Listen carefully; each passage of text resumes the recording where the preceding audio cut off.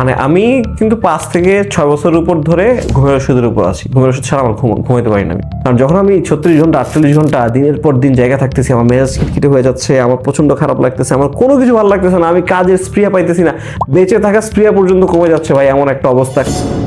তো একটা অপিনিয়ন আমি দেখি যারা ইসলামিক চর্চা করে তাদের ক্ষেত্রে কেউ কেউ বলে যে এআই হচ্ছে দাজ্জালের একটা ওয়েপন। এআই দাজ্জালের ওয়েপন হইতে পারে, মোস্ট ডেফিনেটলি আমি মনে করি ভাই এআই দাজ্জালের ওয়েপন। আপনি আমার ব্যাকডেটের মনে করতে পারেন, কোনো সমস্যা নাই। স্ক্যাম হয়েছে অসংখ্যবার, এন্ড আমি অনেকবার ফেল করছি। আমার লাইফের অ্যাচিভমেন্টই ভাই, আমি অনেক ধরা খাইছি, আমি অনেক মারা খাইছি, আমি অনেকবার ফেল করছি। আমি আমার লাইফে যত জায়গায় ঠুকছি ভাই, আমি ফেল করি যে মানে আমি আমার অ্যারেঞ্জ ম্যারেজ, আমি মানে যে ওয়াইফ পাইছি আমার সব ঠকা মিটে গেছে। আমার বিয়েতে গোটা ছবি তোলা হয়েছে 3টা। আমার ওয়াইফের মনে হয় একটা ছবি আছে মেয়েদের সাথে, আর আমার সাথে কোনো ছবি নাই। বাট অনেকেই বলে ফেক রিভিউ দেয় টাকা খেয়ে, টেক ইউটিউবাররা। আপনি যদি অনেস্ট রিভিউ ডেলিভার করেন, ধরলাম টোকেন মানি হচ্ছে আপনার যে বিলটা, সেটা ধরলাম 50,000 টাকা। আপনি যদি তারা যেভাবে চায় সেইভাবে ডেলিভার করেন, তখন 10x লাইক 5 লাখ টাকা। বাট ইনকামটা এনিহাউ এনিওয়ে পুরুষ হিসেবে আমাদের হালাল রাখতে হবে, মানে এইখানে কোনো ছাড় নাই। নয়জি। তো সবাই আসসালামু আলাইকুম, কেমন আছেন? ওয়ালাইকুম আসসালাম, আলহামদুলিল্লাহ ভাই, যথেষ্ট ভালো। আচ্ছা ভাই, আমি আপনাকে ফার্স্ট যে কোশ্চেনটা করতে চাই, জি। আপনার কি ভাই বয়েজ স্কুল ছিল নাকি ছোটবেলায়? না, বয়েজ স্কুল না, প্রায় হচ্ছে 5টা 6টা স্কুল ছিল। বয়েজ স্কুল না থাকলেও লাইক ক্লাস 1 থেকে 2 আমি হচ্ছে সাভারে পড়ছি, তাও 2টা স্কুলে, ডিফারেন্ট স্কুলে। ক্লাস 3-4 হচ্ছে আবার মিরপুর চলে আসছি, national Bangla high school. Class 6 and 5 এটা আবার হচ্ছে নাখালপাড়া চলে গেছি, তেজগাঁও নাখালপাড়া হোসেন আলী উচ্চ বিদ্যালয়। এরপর ক্লাস 7 আবার ব্যাক টু মিরপুর ইসলামী আদর্শ উচ্চ বিদ্যালয়। ক্লাস 8, 9, 10 আবার হচ্ছে মণিপুর স্কুল, মানে যেখান থেকে আমার হচ্ছে এসএসসি জেএসসি এগুলা দেয় আর কি। কোনোটাই বয়েজ ছিল না, সবগুলাই হচ্ছে boys gents boys and girls mixed ছিল, বাট হ্যাঁ সেপারেট ছিল টাইম লাইন। ওকে, আমি কেন এই কোশ্চেন করছি আমি সেটা বলবো আপনাকে, বাট এতগুলো স্কুলের নাম মনে রাখা তো টাফ ভাই, এত স্কুল শিফট কেন? স্কুল শিফট হচ্ছে রিজন হচ্ছে আমার আব্বা আম্মা, স্পেশালি আমার আম্মা খুব প্রায়োরিটি দিত যে যেই ছেলে হচ্ছে ও যে এখন একটা মানে ওর পড়ালেখা এডুকেশন লাইনের একটা ইম্পর্টেন্ট পয়েন্টে দাঁড়ায় আছে, ওর যাতে সহজ হয়। লাইক যখন আমার বড় ভাই যখন হচ্ছে পলিটেকনিক্যালে ভর্তি হলো, তখন আমরা মিরপুর চলে আসলাম। ও যখন হচ্ছে জার্মান টেকনিক্যালে ভর্তি হলো, তখন হচ্ছে আমরা মিরপুর চলে আসলাম। ও যখন পলিটেকনিক্যালে টিকলো, সেটা হচ্ছে তেজগাঁও, তখন আমরা কাছে চলে গেলাম নাখালপাড়া। এই কারণেই মোটামুটি শিফট গুলো আর কি ভাই, মানে যার জন্য যাতে সহজ হয়, যে সবচেয়ে ইম্পর্টেন্ট জায়গায় আছে। আমি ক্লাস 3-4 আছি, আমার এখন স্কুল শিফট করা অত প্যারা না, বাট ও কিন্তু হচ্ছে লাইক একটা ইম্পর্টেন্ট জায়গায় আছে, লাইক কলেজ টেকনিক্যাল লাইনে তো হচ্ছে পলিটেকনিক্যালটাই বাংলাদেশে মোটামুটি একটা বেশ বড় ব্যাপার। সো ওইটাতে যদি ওর মিরপুর থেকে যাতায়াত করা লাগে, তখন আম্মা প্যারা হয়ে যাবে, ওরও প্যারা হয়ে যাবে। এই জন্য ওর সহজ করতে আমরা ফুল ফ্যামিলি মুভ করতেছি, যাতে ওই জায়গাটায় কোনো গ্যাপ না হয়। আচ্ছা, এখন আমি বলি যে কেন আমি বয়েজ স্কুলের কথাটা টানছি, বিকজ আমি এটিসিতে কোনো ফিমেল মেম্বার দেখি নাই। তো আমার কাছে মনে হয়েছে যে আপনি হয়তো মেয়েদের সাথে কথা বলতে খুব আনকমফোর্টেবল, দ্যাটস ওয়াই আপনারা। না না, আনকমফোর্টেবল কিছু না, আমাদের টিম খুব ছোট, অ্যান্ড আমাদের টিম একদম নিজস্ব লোক দিয়ে তৈরি। মোটামুটি 90% পিপল আমরা ফ্রেন্ড ছিলাম, ভাই ব্রাদার অথবা দুঃসম্পর্কের আত্মীয়, এইভাবেই কানেক্টেড। অ্যান্ড এইখানে আসলে এখন পর্যন্ত কোনো ফিমেল রোলের তৈরি হয় নাই, পজিশনটা তৈরি হয় নাই। আপনার কি মনে হয় যে ফিমেল টেকনোলজি দিক দিয়ে একটু পিছায়? না, দেখেন টেকনোলজির যে কাজটা এখানে আমাদের মনে হয় 12 জনের মধ্যে 2 জনের কাজ টেক রিলেটেড। হ্যাঁ, যারা স্ক্রিপ্ট অ্যান্ড রিসার্চিং এ থাকে, এছাড়া কারোই টেক রিলেটেড কিন্তু কাজ না।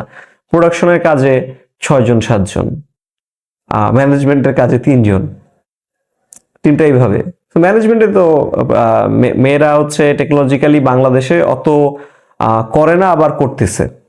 হ্যাঁ, হয়তো এক্সপোজার পায় নাই, এই হচ্ছে ব্যাপারটা। এখানে ডিফারেন্ট সেক্টর ডিফারেন্ট প্যাটার্ন থাকে। যেমন ইন্টারন্যাশনালি একটা ব্যাপার খুব কমন, টেক ইউটিউবিং এ ইউজুয়ালি দেখা যায় কন্টেন্ট ক্রিয়েশনের ক্ষেত্রে মেয়েরা যখন কন্টেন্ট ক্রিয়েশন করে ছেলেদের থেকে বেশি অ্যাটেনশন পায়, এটা স্বভাবজাত, এটা স্বাভাবিক। অ্যান্ড ওরা হচ্ছে বেশি লাইক পায়, বেশি কমেন্ট পায়, ঠিক আছে, অল্পতেই প্রশংসা পায়। একটা বাইক আপনি চালাচ্ছেন, হ্যাঁ, সে স্বাভাবিক নিবে। মেয়ে চালাচ্ছে, ওয়াও, এইভাবেই কমেন্ট বক্সটা দেখা যায় যে ডিফারেন্স। বাট একমাত্র আমি খেয়াল করছি টেক ইউটিউবিং এর ক্ষেত্রে and world wide, not just Bangladesh, female acceptance কম, ওকে।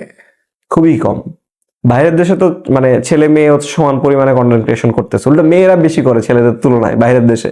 বাট টেকের ক্ষেত্রে এসে ফিমেল অত টিকতে পারে না। আপনি টপ 10 যদি টেক ইউটিউবিং চ্যানেল দেখেন, টেক রিলেটেড চ্যানেল দেখেন বা প্রতিষ্ঠানও দেখেন, ফিমেল টপ 10 এ মাথায় আসতেছে না, রাইট? হ্যাঁ, তো এই জায়গায় ছেলেদের থেকে পুরুষ নারী সবাই ছেলেদের থেকে শুনতে চায় এই টেকনোলজির ব্যাপারটা।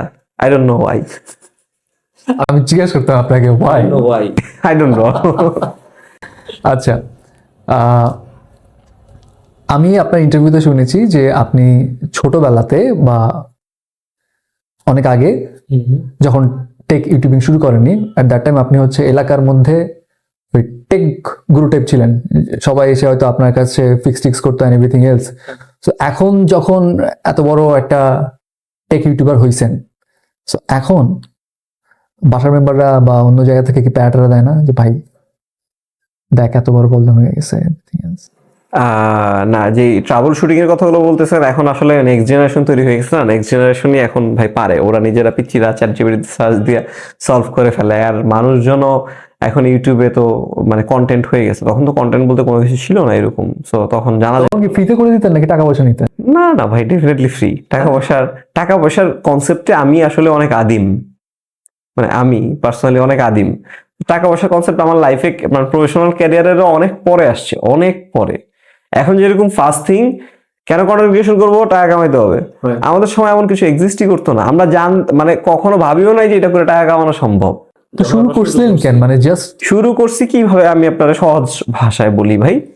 এখন আমি যখন একজনের ফোনটা ট্রাবল শুট করে দিচ্ছি, কোনো প্রবলেম সলভ করে দিচ্ছি বা ওনারা এই জিনিসে হেল্প করতেছি, আমি এটা 1-to-1 করতেছি বা এই রুমে বলতেছি 3 জন শুনতেছে। তো যখন আমরা দেখলাম যে ফেসবুক আসছে, বাংলাদেশে ফেসবুকে অনেক মানুষ, তখন আমরা লেখালেখি শুরু করলাম। লেখালেখি কি একটা ওই সেম সলিউশনটা তখন আমি যদি একটা লেখায় কনভার্ট করে ফেলি, তখন 100 জন দেখতে পারে। একজনের জায়গায় 100 জন মাল্টিপ্লাই হয়ে গেল, ঠিক আছে? এক দিলে 100টা পাখি। এরপর যখন দেখলাম যে না, এখন ভিডিও ফরম্যাটে চলে আসছে, এখন আর লিখিত ব্লগিংটা হচ্ছে না ওইভাবে জনপ্রিয়, ভিডিওটা হচ্ছে জনপ্রিয় হতে যাচ্ছে বাইরের দেশে। অ্যান্ড ভিডিও করলে কি হয়, বেশি মানুষের কাছে পৌঁছানো আরো ইজি, অ্যান্ড এই জিনিসটা ওয়েল ডকুমেন্টেড থাকে, অ্যান্ড ভিডিও করলে মানুষজন দেখতেছেও বেশি। সো তখন আমি ওই একই সলিউশন যেটা আগে 1-to-1 দিতাম, ধরেন এলাকার কাউরে, এক বড় ভাইরে বা কোনো আঙ্কেলরে ফিক্স করে দিছি, সেই জিনিসটা যখন আমি ক্যামেরার দিকে তাকায় বলতেছি, ক্যামেরায় বলতেছি, ভিডিও রেকর্ড করে হচ্ছে পাবলিশ করতেছি, তখন 1000, 10,000, 1 লাখ মানুষ ওই সেম ইনপুটে আউটপুট পাচ্ছে।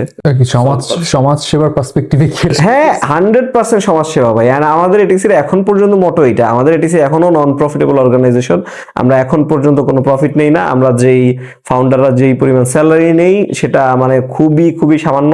অনেক যারা বিজনেস মাইন্ডেড পিপল আছে তারা বলবে তোরা এটি বাদ দে, তোরা এটি করিস না, যদি আমি স্যালারি অ্যামাউন্টটা বলি। বাট মানে আমাদের সোল পারপোজ একটাই, we want to help people. And আমাদের কাছে সো ফার ভিডিও কন্টেন্ট বাদে ভিডিও কন্টেন্ট হচ্ছে সবচেয়ে easiest way to distribute to more people and lot of people. এর থেকেও যদি কোনো বেটার আপনি দিতে পারেন যে ভাই আপনি এই জায়গায় এইটা করলে টেকনোলজিক্যালি অ্যান্ড কনজিউমার টেকের ক্ষেত্রে মানুষ আসলে সহজে আরো বেশি হচ্ছে হেল্প পাবে, আমরা এটিসি কালকে থেকে ওটা করবো। মানে লাভের কথা চিন্তা না করে? না, লাভের কথা এটিসিতে এমন না যে ভাই মানে কোনো হচ্ছে ইনকাম নাই, এমন কিছু না। বাট মানে একটা প্রতিষ্ঠানের একটা পারপোজ থাকে, একটা ইন্টেনশন থাকে। সো আমাদের ইন্টেনশন অলওয়েজই হচ্ছে ভাই মানুষকে হেল্প করা, টেকনোলজিক্যাল ব্যাপার স্যাপারে অনেস্ট রিভিউজ প্রোভাইড করা, যাতে তার জন্য ডিসিশন মেকিংটা সহজ হয়। আর লাভ করতে হইলে আসলে টেক রিভিউ খুব প্রফিটেবল কিছুই না, কারোর জন্যই না। বাংলাদেশে আরো অন্যান্য সেক্টর আছে, যে ভালো একটা টেক রিভিউয়ার হইতে পারবে, তার আরো মানে যে স্কিল সেট গুলো তৈরি হবে সেগুলো দিয়ে অন্যান্য জায়গা থেকে সে টাকা কামায় নিয়ে আসতে পারবে ভালো। অ্যান্ড টেক রিভিউ থেকে যদি আপনার টাকা কামায় আনতে হয়, তাহলে আপনার সোজা বাংলা দালালি করতে হবে। টাকা খেয়ে রিভিউ। হ্যাঁ, এই জায়গাতে আমি আসতামই, আপনি যখন নিয়ে আসছেন যে টেক ইউটিউবিং এর ক্ষেত্রে একটা মিসকনসেপশন, যাই না মিসকনসেপশন কিনা, বাট অনেকেই বলে ফেক রিভিউ দেয় টাকা খেয়ে টেক ইউটিউবাররা। What do you think about that? মানে তার মানে কি আছে, এক্সিস্ট করে?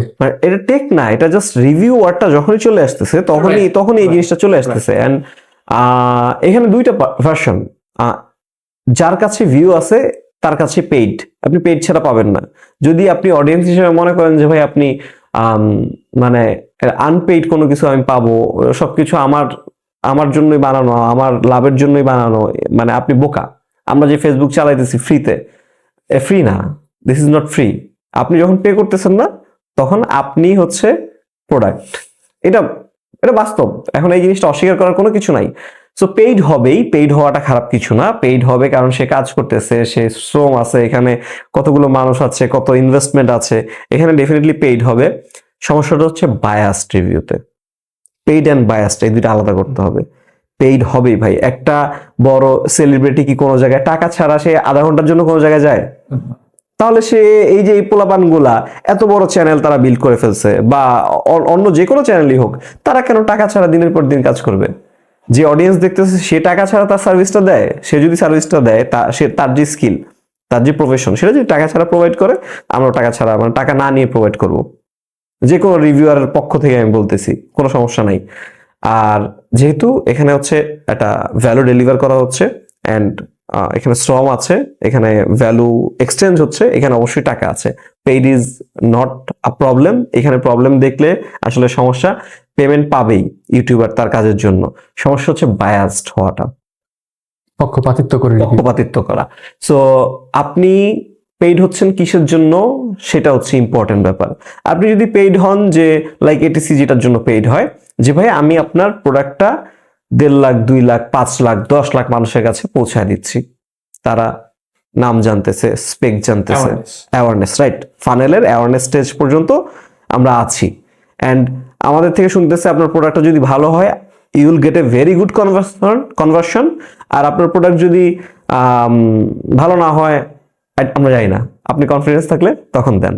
সো এইটা হচ্ছে আমাদের সিস্টেম যেটা। সো এইখানে পর্যন্ত অডিয়েন্সের কোনো ইস্যু নাই, অডিয়েন্সের সাথে কনফ্লিক্টিং কোনো কিছু নাই।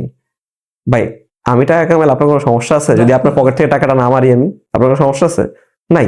সো সেম অ্যাজ দ্যাট, এখানে সমস্যাটা হচ্ছে বায়াসনেস। যখন ক্রিয়েটর টাকাটা নিচ্ছে ম্যানিপুলেশন করার জন্য, ক্রিয়েটর টাকাটা নিচ্ছে কোম্পানির তোতাপাখি হওয়ার জন্য, ক্রিয়েটর টাকাটা নিচ্ছে অডিয়েন্সের জন্য ক্ষতি, সেই জিনিস লুকানোর জন্য, তখন হচ্ছে অ্যাকচুয়াল সমস্যাটা। যে কোনো প্রোডাক্ট, আল্লাহর দুনিয়ার যে কোনো প্রোডাক্ট, প্রবলেম থাকবে, ভালো সাইড থাকবে, প্রোস থাকবে, কনস থাকবে। Nothing is perfect and nothing is near perfect. কোনো না কোনো ইস্যু থাকবেই ভাই। এখন আপনি যদি এইভাবে আপনার মাইন্ড সেট আপ করে রাখেন যে না সব প্রোডাক্ট পারফেক্ট হইতে হবে, এটা এই দোষটা আছে, তাইলে তো আমার নেওয়া যাবে না, এটা হচ্ছে অডিয়েন্সের অসচেতনতার একটা ব্যাপার। সো ভাই এখন এই জায়গাতে আমি আরেকটা প্রশ্ন আপনাকে করতে চাই। আপনি সোফার কত টাকার অফার পাইছেন যে এই ভাই এত টাকা দিলাম, এই কথা বলে ফেলেন আপনি, মানে ফেক ওয়ান কাইন্ড অফ? আচ্ছা, ফেক রিভিউ দেওয়ার জন্য কত টাকার হাইয়েস্ট অফার পাইছি? ধরেন এখন আমি যদি বলি যে ভাই একটা রিডিকুলাস অ্যামাউন্ট বলি, অ্যান্ড সেটা আপনি কেটে এই ভিডিওর হুক হিসেবে দিয়ে দেন, সেই চলবে। বাট সত্যি কথা যেটা, আমাদের ATC honesty is the best policy ভাই, এটা হচ্ছে আমাদের মূল মন্ত্র। হাড্ডিতে লেখার চেষ্টা করি, সবসময় হয়তো বা হয় না। আমাদের কখনো ব্র্যান্ড সাহস করে নাই এই ধরনের অফার দিবে। আমরা এত পরিমাণ সলিড ছিলাম শুরু থেকে। মানে আপনি কাউকে অনৈতিক কোনো কিছু অফার দিবেন, আপনার একটা অ্যাসাম্পশন আছে না, যে ওরে দিলে ও একটু ইতস্তত বোধ করে নিতেও পারে, ওরে দিলে ও তো নেয়ার আগে নিয়ে নিবে, ওরে দিলে ও আবার ঘুরে থাবরও দিতে পারে আমার একটা, ওরে যদি এমন একটা অফার দেই, থাকে না, এটা সব জিনিসেই আমাদের একটা ইয়ে থাকে যে না দেখলে আমরা একটু ধারণা করতে পারি।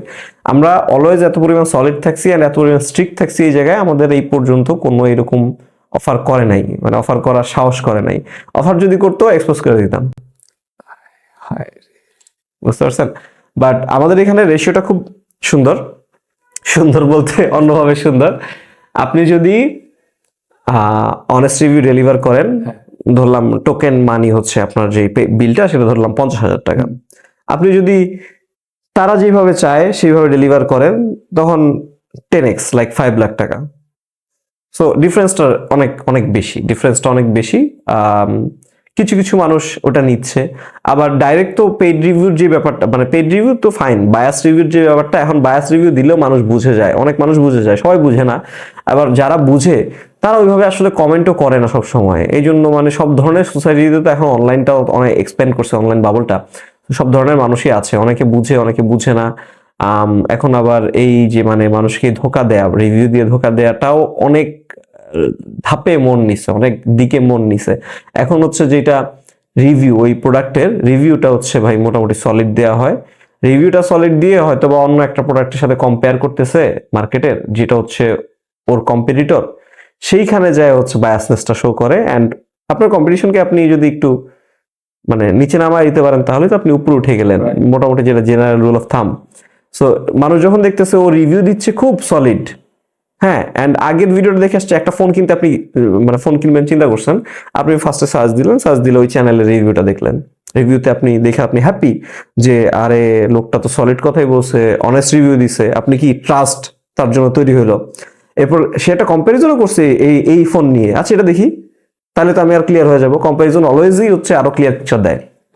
কম্প্যারিজনটা দেখি, কম্প্যারিজনে যা দেখলেন যে এটা যে কম্পিটিশন আছে মার্কেটে রাইট নাও, এগুলো সবগুলোর থেকে এটা বেটার বা সেকেন্ড পজিশনে হলে অন্তত আছে, তখন কি আপনার আরো বেশি এটা বাড়লো যে না আমি এটাই নিব।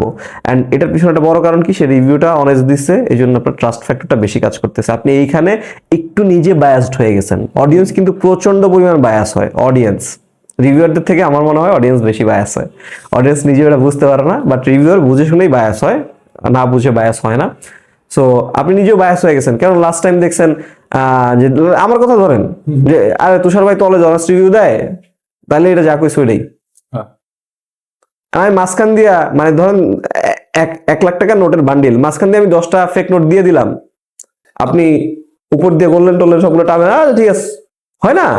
সেম থিং হওয়া সম্ভব, সেম থিং এখানে হওয়া সম্ভব। হয় কিনা আমি এই ধরনের এক্সপ্লিসিট মন্তব্য দিচ্ছি না, হওয়া সম্ভব। আচ্ছা, এখন ওই যে আপনি বললেন যে এখন এই সম্ভব কি অসম্ভব এটাতে যাচ্ছি না, বাট আমি আসি আরেকটা পয়েন্টে, যে আপনি বললেন যে অনেক সমাজ সেবামূলক একটা উদ্যোগ নিয়ে আপনি এটা শুরু করেছেন। সো আপনার কথা শুনে অনেকে যেমন যায়, প্রভাবিত হয়, ইনফ্লুয়েন্স হয় যে যাই কিনে নিই বা দেখে নেই, আপনি বলেছেন তার মানে ঠিক হইতেই হবে। সো এরকমই কখনো পাইছেন কোনো কমেন্টস বা কোনো কিছু যে বলছে যে তুষার ভাই আপনার কথা শুনে আমি ঠকে গেছি? এরকম পাইছি, পাই নাই বললে মিথ্যা হবে, বাট রেশিওটা খুবই কম আলহামদুলিল্লাহ, আমাদের খুবই কম, ভেরি না। ট্যাকেল করেন কিভাবে? ট্যাকেল করি কিভাবে, এইখানে আমরা হচ্ছে এটা ট্যাকেল করা কিছু নাই, অন্যান্য কন্টেন্ট ক্রিয়েটররা পাত্তাও দেয় না। হ্যাঁ, এটা পাত্তাও দেয় না, এটা ভাই মানে আপনি দেখেন, সে তো আমার থেকে টাকা দিয়ে ভিডিওটা দেখে নাই, সে আমার থেকে টাকা দিয়ে কিনে নাই, আমার এখানে এত লায়াবিলিটিরও কিছু নাই টু বি অনেস্ট। বাট আমরা মানে আমাদের জায়গা থেকে আমরা চেষ্টা করি অলওয়েজ ক্লিয়ার থাকতে, যতখানি সলিড থাকা যায়, সলিড নিজেদের রাখার জন্য। সো আমরা নিজে থেকে মাঝে মধ্যে রিচ আউট করি, ভাই কি সমস্যা, কি হয়েছে। ম্যাক্সিমাম টাইম দেখা যায় যে ভাই মানে আপনি কইছিলেন এমন, আমি তো মনে করছি অমন, মানে একটা মিস আন্ডারস্ট্যান্ডিং। আমি বলছি ক্যামেরা ভালো, ক্যামেরা ভালো 30,000 টাকার প্রাইস অনুযায়ী ভাই, 30,000 টাকার বাকি ফোনগুলোর ক্যামেরা কেমন সেই রেশিও অনুযায়ী ও ভালো হবে। এখন ও তো 1 লাখ টাকার ফোনের মতো ক্যামেরা হবে না। এখন সে আমার মুখ থেকে ভালো শুনে সে ভাবছে কি এইটা দিয়ে তো আমি আইফোনটা এখন সব উড়াই ফেলবো, তার আন্ডারস্ট্যান্ডিং লেভেলে। তখন সে যা কিনছে সে ডিসঅ্যাপয়েন্ট হয়েছে। এইরকম কেসই মোস্টলি হয়, এছাড়া আমাদের ওরকম মেজর কিছু হয় না, মানে এক্সপেকটেশন ম্যাচ খায় না, এক্সপেকটেশন ম্যাচ খায় না, এইটা হচ্ছে রিয়েলিটি।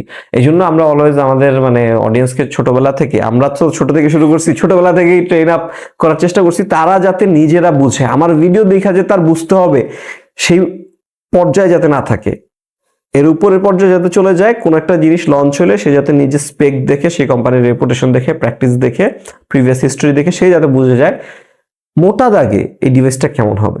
হ্যাঁ, আমার থেকে ছোটখাটো ডিটেলস নিতে আসতে পারে, আমার থেকে রানিং আপডেটেড যেহেতু ইনফরমেশনগুলো আমরা রাখি, আমার থেকে জাস্ট আমার টেকটা, আমার অপিনিয়নটা শুনতে আসতে পারে, বাট নিজের ডিসিশন যাতে সে নিজে নিতে পারে। কারণ আমি তারে হচ্ছে স্বয়ংসম্পূর্ণ করতে চাই, যে যার ভালো চায় ভাই সে তারে স্বয়ংসম্পূর্ণ করে দিতে চায়।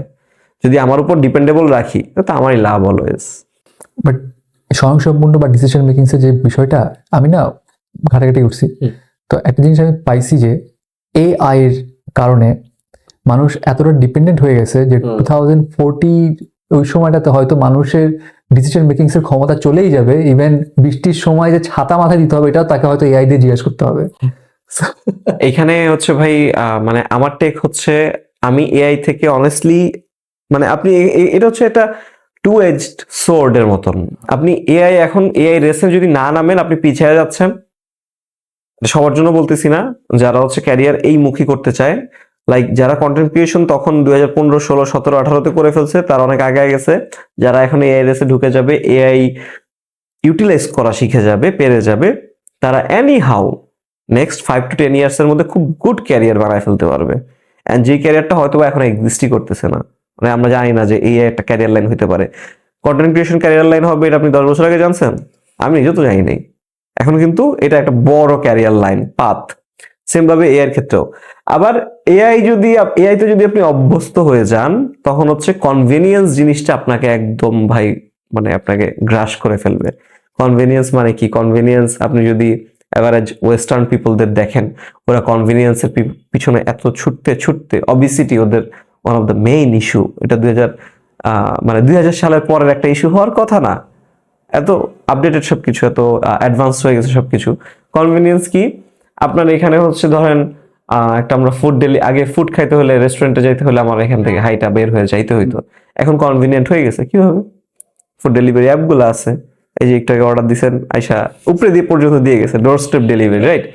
ওদের তো মানে আরো ইজি, মাচ ইজি হয়ে গেছে, ওদের রেস্টুরেন্টে ওরা আবার রেস্টুরেন্টে বসে খাবে, সময় নষ্ট হবে সেটা তো করে না। ওদের ড্রাইভ থ্রু জিনিসটা খুব কমন, ড্রাইভ ইন নাকি ড্রাইভ থ্রু, ওরা গাড়ি ড্রাইভ করতেছে, গন্তব্যে যাচ্ছে, মানে মাল্টিটাস্কিং হচ্ছে, গন্তব্যে যাচ্ছে, যাইতে যাইতে খাচ্ছে। তো এগুলো সবকিছু কনভিনিয়েন্সের জন্য। যত বেশি কনভিনিয়েন্সে আপনি আটকে যাচ্ছেন, এই তত বেশি আপনি ডিপেন্ডেবল হয়ে যাচ্ছেন। এখন এই ডিপেন্ডেবিলিটি আপনার কই নিয়ে যায়? এটা ডেফিনেটলি খারাপের দিকে নিয়ে যাবে।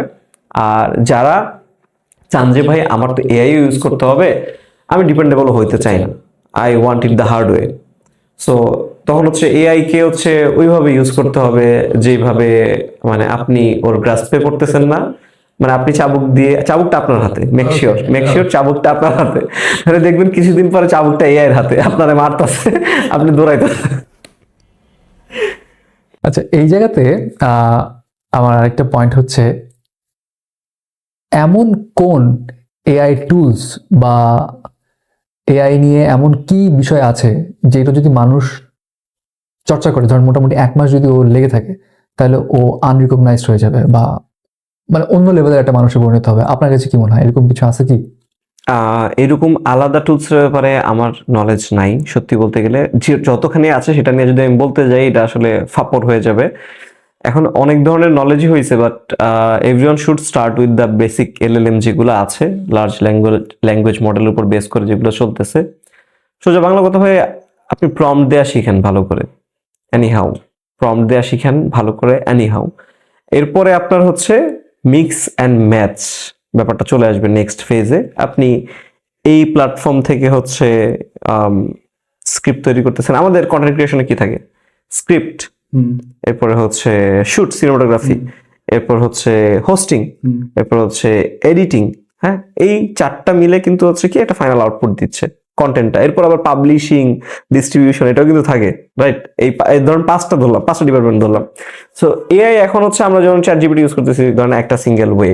সো আপনি যখন হচ্ছে আরেকটু ফার্দার যাবেন, এই চ্যাটজিপিটি, গ্রক, হ্যান ত্যান, ভাই যাই করেন, প্রম্পট গুলা শিখেন ভালো করে, অ্যান্ড মানে একটা হ্যাবিট করেন যে না, আমি যে কাজটা আগে মানে এইভাবে করতাম, এই কাজটা চ্যাটজিপিটি দিয়েও ট্রাই করে দেখি। আমার মতো চিন্তা করতেছি, চ্যাটজিপিটি দিয়েও ট্রাই করে দেখি, গ্রক দিয়ে ট্রাই করে দেখি যে কি আউটপুটটা আসে। যদি আপনি ওইভাবে ভালো কিছু দেখেন, আমি এখনো ভাই ওইভাবে নিজেও করি নাই, জাস্ট আমি করলে এইভাবে করতাম সেটা বলতেছি আর কি। আমি কোনো ফ্যান্সি কিছু আছে যে আপনি ইউজ করেন? না, আমি ফ্যান্সি কোনো কিছু ইউজ করি না ভাই। আমি এআই রেসে আমি এখনো জয়েন করি নাই। আই ফিল লাইক মানে হ্যাঁ আমি পিছিয়ে যাচ্ছি, আমার কাছে ফিল হচ্ছে, বাট মানে এই রেসের যে নেগেটিভ সাইড গুলা এআই রেসটার, মানে এইগুলো টু মাচ। আপনি দেখেন এআই এর কারণে কারেন্টলি পুরো consumer tech world shake up হয়ে আছে। 2 বছর ধরে, নেক্সট 2 বছর র্যামের দাম কমবে না প্রিজিউম করা যাচ্ছে। সবকিছুর দাম প্রচন্ড পরিমাণে বেড়ে গেছে। এআই পানি খায় উড়ায় ফেলতেছে, জায়গায় জায়গায় ইলেকট্রিসিটি শর্টেজ হচ্ছে, যেখানে সার্ভার গুলো আছে বাইরের দেশের, অনেক টাইপের ঝামেলা। এখন যারা মানে এগুলোর পিছনে ব্যাকবোন আছে, যারা ক্রিয়েটর আছে, যারা হচ্ছে এগুলোর বেনিফিশিয়ারি আছে, like the companies that created and they are running the show, ওনারা হচ্ছে তো ক্যাপিটালিস্টিক ওয়ার্ল্ডের, ওনারা এগুলো নিয়ে কেয়ার করে না। ওনারা এগুলো নিয়ে কেয়ার করলেও সেটা হচ্ছে সর্বোচ্চ সারফেস লেভেলে দেখায় যে না আমরা খুব জলবায়ু নিয়ে কেয়ার করি, হ্যান নিয়ে কেয়ার করি। No, they are destroying the world, destroying the earth. So এই জন্য আমি চেষ্টা করি একটু অ্যাভয়েড করতে। হ্যাঁ, আমার একটা টাইমে আইসা আমার মানে ঢুকতেই হবে, আই নো, বাট আমি ওই পর্যন্ত হোল্ড আউট করি। এটা হচ্ছে আমার জায়গা থেকে আমার টেক। বাট আমি যদি এখন মানে সামন হইতাম যে যার এখনো কোনো পেশা নাই, এখনো ওইরকম কোনো সলিড স্কিল নাই, কোনো কিছু লার্ন করি নেই বা কোনো মানে রাস্তায় চলে যাই নাই ফিক্স, তখন আমি হ্যাঁ এখন থেকে এআই ইউজ করা শুরু করতাম। আমি চ্যাটজিপিটি, গ্রক এগুলোর মধ্যে প্রম্পট দিতে অভ্যস্ত হইতাম বিভিন্ন কাজের জন্য। অ্যান্ড অনেক চ্যানেল শুরু হয়েছে ইন্টারন্যাশনাল, অনেক ইনস্টাগ্রাম হ্যান্ডেল শুরু হয়েছে যেগুলো শুধুমাত্র এআই নিয়েই, এআই টুল নিয়েই আপনাকে ইনফো দিবে, কোন টুলে কি করতে পারবেন, কোন টাইপের প্রম্পট দিলে কি আউটপুট পাবেন, সেগুলোরে ফলো করতে থাকেন, শিখতে থাকেন সেখান থেকে দেখে। শিখে দেন হচ্ছে ভাই ওই যে আমরা কন্টেন্ট ক্রিয়েশনে যেভাবে করলাম, আপনি স্ক্রিপ্টটা বানান এক জায়গায়, আপনি হচ্ছে সিনেমাটোগ্রাফির জন্য আরেকটা সফটওয়্যার ইউজ করবেন, আপনি হচ্ছে হোস্টিং এর জন্য আরেকটা টুল, আপনার হোস্টিং অথবা ভয়েস ওভার জন্য আরেকটা টুল, আপনার এডিটিং এর জন্য আরেকটা টুল, এইভাবে আপনার 4-5টা টুল কানেক্ট করেই আপনার একটা তখন আউটপুট বের করতে হবে। কারণ শুধু চ্যাটজিপিটিতে বলেই যেটা হয়ে যায়, ইউ ক্যানট সেল দ্যাট, এটা সবাই করতে পারে। তো এখন তো অনেকে যে প্রম্পটসের জন্য চ্যাটজিপিটি কে বলে যে আমার জন্য একটা প্রম্পটস লিখে দাও, ওই প্রম্পটস আবার মারে আরেক জায়গাতে, না ওরকম কিছু একটা? করে করে করে করে মানে এটা বেশ ক্রিয়েটিভ একটা জায়গা যে আপনি আসলে কিভাবে ইউটিলাইজ করতে পারতেছেন। এই ইউটিলাইজেশনের প্রত্যেকের স্কিলের উপরে হচ্ছে সবকিছু ডিপেন্ড করে। সিরিয়াস কোশ্চেনও করবো, আবার আপনার কাছে মনে হতে পারে একটু সিলি কোশ্চেনও, কিরকম, বাট এরকম সিনারিও আমি দেখছি। As you have said that technology বা এআই হচ্ছে টু এজ সর্ড। তো একটা অপিনিয়ন আমি দেখি যারা ইসলামিক চর্চা করে তাদের ক্ষেত্রে কেউ কেউ বলে যে এআই হচ্ছে দাজ্জালের একটা ওয়েপন, এবং মুসলিম হিসেবে আমরা অনেক কিছু চর্চা না করলেও এগুলো তো বিলিভ করি যে দাজ্জাল আসবে, অনেক কিছু ঘটবে। সো ওই জায়গা থেকে অনেকেই বিলিভ করে হ্যাঁ হ্যাঁ হ্যাঁ এআই আসলে দাজ্জালের কোনো একটা হাতিয়ার বা ওটারই কোনো একটা ষড়যন্ত্র। What do you think about that? আচ্ছা, আমার এখানে আনসার হচ্ছে এআই দাজ্জালের weapon, yes and no, both. এখানে আসলে মানে আপনি যদি এক কথায় উত্তর চান সেটা হবে না, আপনার গোটা প্রেক্ষাপটটা বুঝতে হবে অ্যান্ড অ্যাপ্লিকেশনটা বুঝতে হবে। এটা মুসলিম হিসেবে আমাদের মানে এগুলো বোঝা জানা, আমার যদিও খুব সারফেস লেভেলের নলেজ, আমি এগুলো নিয়ে কথা বলার মানে ওই লেভেলের কোনো যোগ্যতা আমার নাই, বাট আমি যেটা মনে করি আমি জাস্ট সেটা শেয়ার করতেছি। এখান থেকে যদি মানুষ কোনো একটা ডিফারেন্ট টেক পায়, পার্সপেক্টিভ পায়, সে যদি নিজের মতো একটু চিন্তা করতে পারে, আলহামদুলিল্লাহ, ইটস গুড। সো আপনি যদি একটু আগে থেকে দেখেন, আমাদের দেশে ইংরেজি শিক্ষা হারাম ফতোয়াতে ছিল। ইংলিশ শিক্ষা মুসলমান সন্তানদের জন্য হারাম, এটা ছিল ফর এ লং টাইম। ঠিক আছে, আপনি যদি ইতিহাস দেখেন, এখন কি হালাল। আচ্ছা, অ্যান্ড নট জাস্ট হালাল, ইংলিশ বাংলাদেশ একটা ল্যাঙ্গুয়েজের থেকে অনেক বড় হয়ে গেছে। ইংলিশ একটা ক্লাস, ইংলিশ একটা অ্যাটিটিউড, ইংলিশে কথা বলতে পারলে আপনার 7 খুন মাফ, ইংলিশে কথা বলতে পারলে আপনি মানে যদি মানে ইংলিশে আপনি ফাপড়ও মারেন, আপনি হচ্ছে বিজ্ঞ আলেম। যে আলেমরা ইংলিশের কথা বেশি কথা বলে, লাইক 2-3টা লাইন মাঝখানে ইংলিশে কথা বলে, সে আলেমদের জনপ্রিয়তা আকাশচুম্বী। ইসলামিক লাইনেই ইংলিশ তো ওরকমই হয়ে গেছে যে ইংলিশে বলছে মানে ঠিকই বলছে, ইংলিশে বলছে মানে ঠিকই বলছে, এমন একটা ব্যাপার হয়ে গেছে। এই জিনিসটা কি ছিল? হারাম ছিল। হ্যাঁ, same goes for the TV. টিভিকে শয়তানের বক্স বলা হইতো, আমরা ছোটবেলা যেটা শুনছি। এখন টিভি হচ্ছে হালাল। কিভাবে হালাল? Condition applied. যদি আপনি এটা ভালো কাজে ইন্টেন্ট করেন, ইউজ করেন, আপনি যদি হালাল ম্যাটেরিয়াল দেখেন, হালাল কাজে ইউজ করেন, টিভি অনেক মানে রাইটফুল হালাল কাজে ইউজ করা যায়, তাহলে আপনার জন্য এটা ইউসেজ হালাল। আপনি যদি এটা হারাম ম্যাটেরিয়াল দেখেন ভাই, তখন হারাম, সোজা বাংলা কথা যেটা। এমন যতখানি আমি জানি কারেন্ট ফতোয়াও কারেন্টলি এইটাই, আমি যতখানি জানি। অ্যান্ড এরপর হচ্ছে আরেকটা ব্যাপার, ক্রিপ্টোকারেন্সি। ক্রিপ্টোকারেন্সির যে ব্যাপারটা, ক্রিপ্টোকারেন্সি আমি যখন থেকে চিনি, জানি, বুঝি, যখন আমি ক্রিপ্টো কিনবো বা ইনভেস্ট করবো ক্রিপ্টোতে, এমন একটা ব্যাপার সেবার টাইম ছিল, তখন ক্রিপ্টো মানে অনেক কম দাম ছিল এখনকার তুলনায়। ক্রিপ্টো এরপরে বুম হয়েছে, ক্রিপ্টো মার্কেটটা বুমের আগের কথা বলছি আমি, তো তখন থেকে কানেক্টেড। তখন আমি ক্রিপ্টো কিনতে পারি নাই। কেন কিনতে পারি নাই ভাই? হারাম। ঠিক আছে, ইন্টারন্যাশনাল মেজরিটি ফতোয়া কি? হারাম। এখন আপনি ফতোয়া নেন ভাই, ক্রিপ্টো হালাল অনেক দেশেই, অনেক মুসলিম দেশে ক্রিপ্টো হালাল, ক্রিপ্টো অ্যাকসেপ্ট করতেছে। অনেক বড় বড় আলেম ক্রিপ্টো হালাল ফতোয়া দিচ্ছে, কারণ ব্লক চেইন বেসড এই সেই আপডেট হয়েছে। ওকে, আমার রিগ্রেটটা কি ভাই, মানে এই যে ক্রিপ্টো যে হালাল, এটা মানে ওই সময় যদি এই ফতোয়াটা আসতো তাহলে আমি এত বড় একটা জাম্প মিস করতাম না, আমি এখন ফিলতি রিচ থাকতাম। ওই টাইমে যদি হালাল হয়ে আমি কিনতে পারতাম। Massive loss. আচ্ছা গেল। Same goes for the monetization AdSense. অ্যাডসেন্সের ব্যাপারে আপনারা জানেন কি জানেন না, এখনো পর্যন্ত মেজরিটি আলেমদের ফতোয়া অ্যান্ড এইটাই এখন পর্যন্ত প্রমিনেন্ট যে অ্যাডসেন্স অ্যান্ড মনিটাইজেশনের ইনকাম হারাম। অ্যাটলিস্ট লাস্ট 6 থেকে 8 বছর ধরে আমি এটার ব্যাপারে জানি অ্যান্ড আমি এটা প্র্যাকটিস করার ট্রাই করি। আমি লাস্ট 6 থেকে 8 বছর, অ্যাটলিস্ট 7-8 বছর আমি অ্যাডসেন্স মনিটাইজেশনের কোনো ইনকাম নেই না। আমার তুষার ভাই যে প্ল্যাটফর্মটা আছে ওন পার্সোনাল, এটাতে কখনো অ্যাডসেন্স অনও করা হয় নাই, মনিটাইজেশন অনও করা হয় নাই। সর্বোচ্চ বললাম $3 আছে, স্টার দিয়ে আসছে, ওই স্টার পাঠাইছে মানুষ গিফট, ওইটা দিয়ে আছে, কখনো অন করা হয় না, ডিজেবল করে রাখা আছে। এই আর কি হচ্ছে মনিটাইজেশন অ্যাডসেন্স নিয়ে কারেন্ট পলিসি। এখন যারা হচ্ছে কন্টেন্ট ক্রিয়েটর আছে, এখন অনেক ম্যাক্সিমাম পিপল জানে না, আর জানলেও মানতে চায় না। কারণ হচ্ছে কি, মানে টাকার জিনিসটা আসলে লোভটা ছাড়া খুবই টাফ। ওই যে আমি বললাম যে মানে আমরা মনে করি যে পৃথিবীর one of the hardest thing is, toughest thing is diamond. No, এটা হচ্ছে টাকার লোভ। টাকা ছাড়ার যে ব্যাপারটা, ছাড়তে চায় না, এইভাবে হচ্ছে। এটা আমাদের একটা ক্যারেক্টারের মধ্যে একটা অংশ ভাই, বলতে পারেন। এটা এক্সিস্ট করার জন্য আমরা ঘুরায় প্যাচে ওই জিনিসটা নেওয়ার জন্য জাস্টিফাই করি, রাইট, আপনার কথা রাইট। সো এইটা হচ্ছে কি বললাম, অ্যাডসেন্স এখন পর্যন্ত হারাম। সো আমি এই জন্য লাস্ট 8 বছর ধরে অ্যাডসেন্স ইনকামে, আপনি কন্টেন্ট ক্রিয়েটর, আপনি ক্যালকুলেট করতে পারবেন যে আমি কত পরিমাণ টাকা ছাড়ছি অ্যাডসেন্স হারাম মেনে জেনে। ঠিক আছে, কয় টাকা দিয়ে কিনতে পারতেন? এটা আমার তাকদিরে ছিল না, আমি বিশ্বাস করি। এই জন্য এটা আল্লাহ আমার জন্য হারাম করে রাখছে, এটা আমার জন্য ভালো ছিল না, এই আর কি। আর এখন যেটা অলরেডি যেটা হচ্ছে, ইন ফিউচার যেটা কয়েক বছরের মধ্যে হবে, আমি এখানে বলে রাখলাম, এটা কয়েক বছরের মধ্যেই আপনারা ফতোয়া পাবেন মেজরিটি অ্যাডসেন্স হালাল। ইফ এই কন্ডিশন মিট করলে অ্যাডসেন্স হালাল আপডেটেড হয়ে যাবে। অলরেডি আমি পাকিস্তানের কিছু আলেমদের ফতোয়া দেখছি, আমি ইউএই বেসড কিছু আলেমদের ফতোয়া দেখছি, তারা অলরেডি ওইদিকে ফতোয়া দিচ্ছে না। এইভাবে হইলে যদি যারা প্রোভাইডিং কোম্পানিগুলো আছে লাইক ফেসবুক, ইউটিউব, এরা যদি এই কন্ডিশন মানে ক্রিয়েটর যদি এই কন্টেন্টের ক্ষেত্রে করে, এগুলো অ্যাভয়েড করে, তাহলে হালাল। এই ব্যাপারগুলো কিন্তু অলরেডি ওদিকে মুভ করতেছে। সো আমরা কয়েক বছরের মধ্যেই অ্যাডসেন্সকে হালাল হিসেবে হয়তোবা দেখতে পাবো। এইগুলা কেন বলতেছি এত কিছু, যে this rules are changing, evolving, and এইটা একটা স্বাভাবিক ন্যাচারাল প্রসেস। আমরা মেডিসিনের ব্যাপারে, চিকিৎসার ব্যাপারে আমরা এত বছর জানতাম হয়তোবা যে, ছোটবেলা থেকে কি জানছি ভাই, ভিটামিন ডি থাকে কিসে, ভোরের রোদে। আপনি এখন যে একজন শিক্ষিত ডাক্তারের কাছে যা জিজ্ঞেস করেন, ভিটামিন ডি সকালের রোদে থাকে না, ভিটামিন ডি 12টা-1টার পরে যে রোদটা থাকে সেই রোদটায় থাকে। আপডেট হয়েছে, রাইট? আমাদের কোর্টের নিয়ম, আইন কানুন, সংবিধান চেঞ্জ হচ্ছে, আপডেট হচ্ছে, সময়ের কারণে সময়ের সাথে মিলায়া আপডেট করা লাগতেছে। Same goes for this, but শরিয়ার ক্ষেত্রে এটা আসলে একটা ম্যাসিভ ব্যাপার। আমি মানে আমার মতন তুষার এখানে মানে এক্সপ্লেন করা আমার জন্য টাফ হয়ে যায়।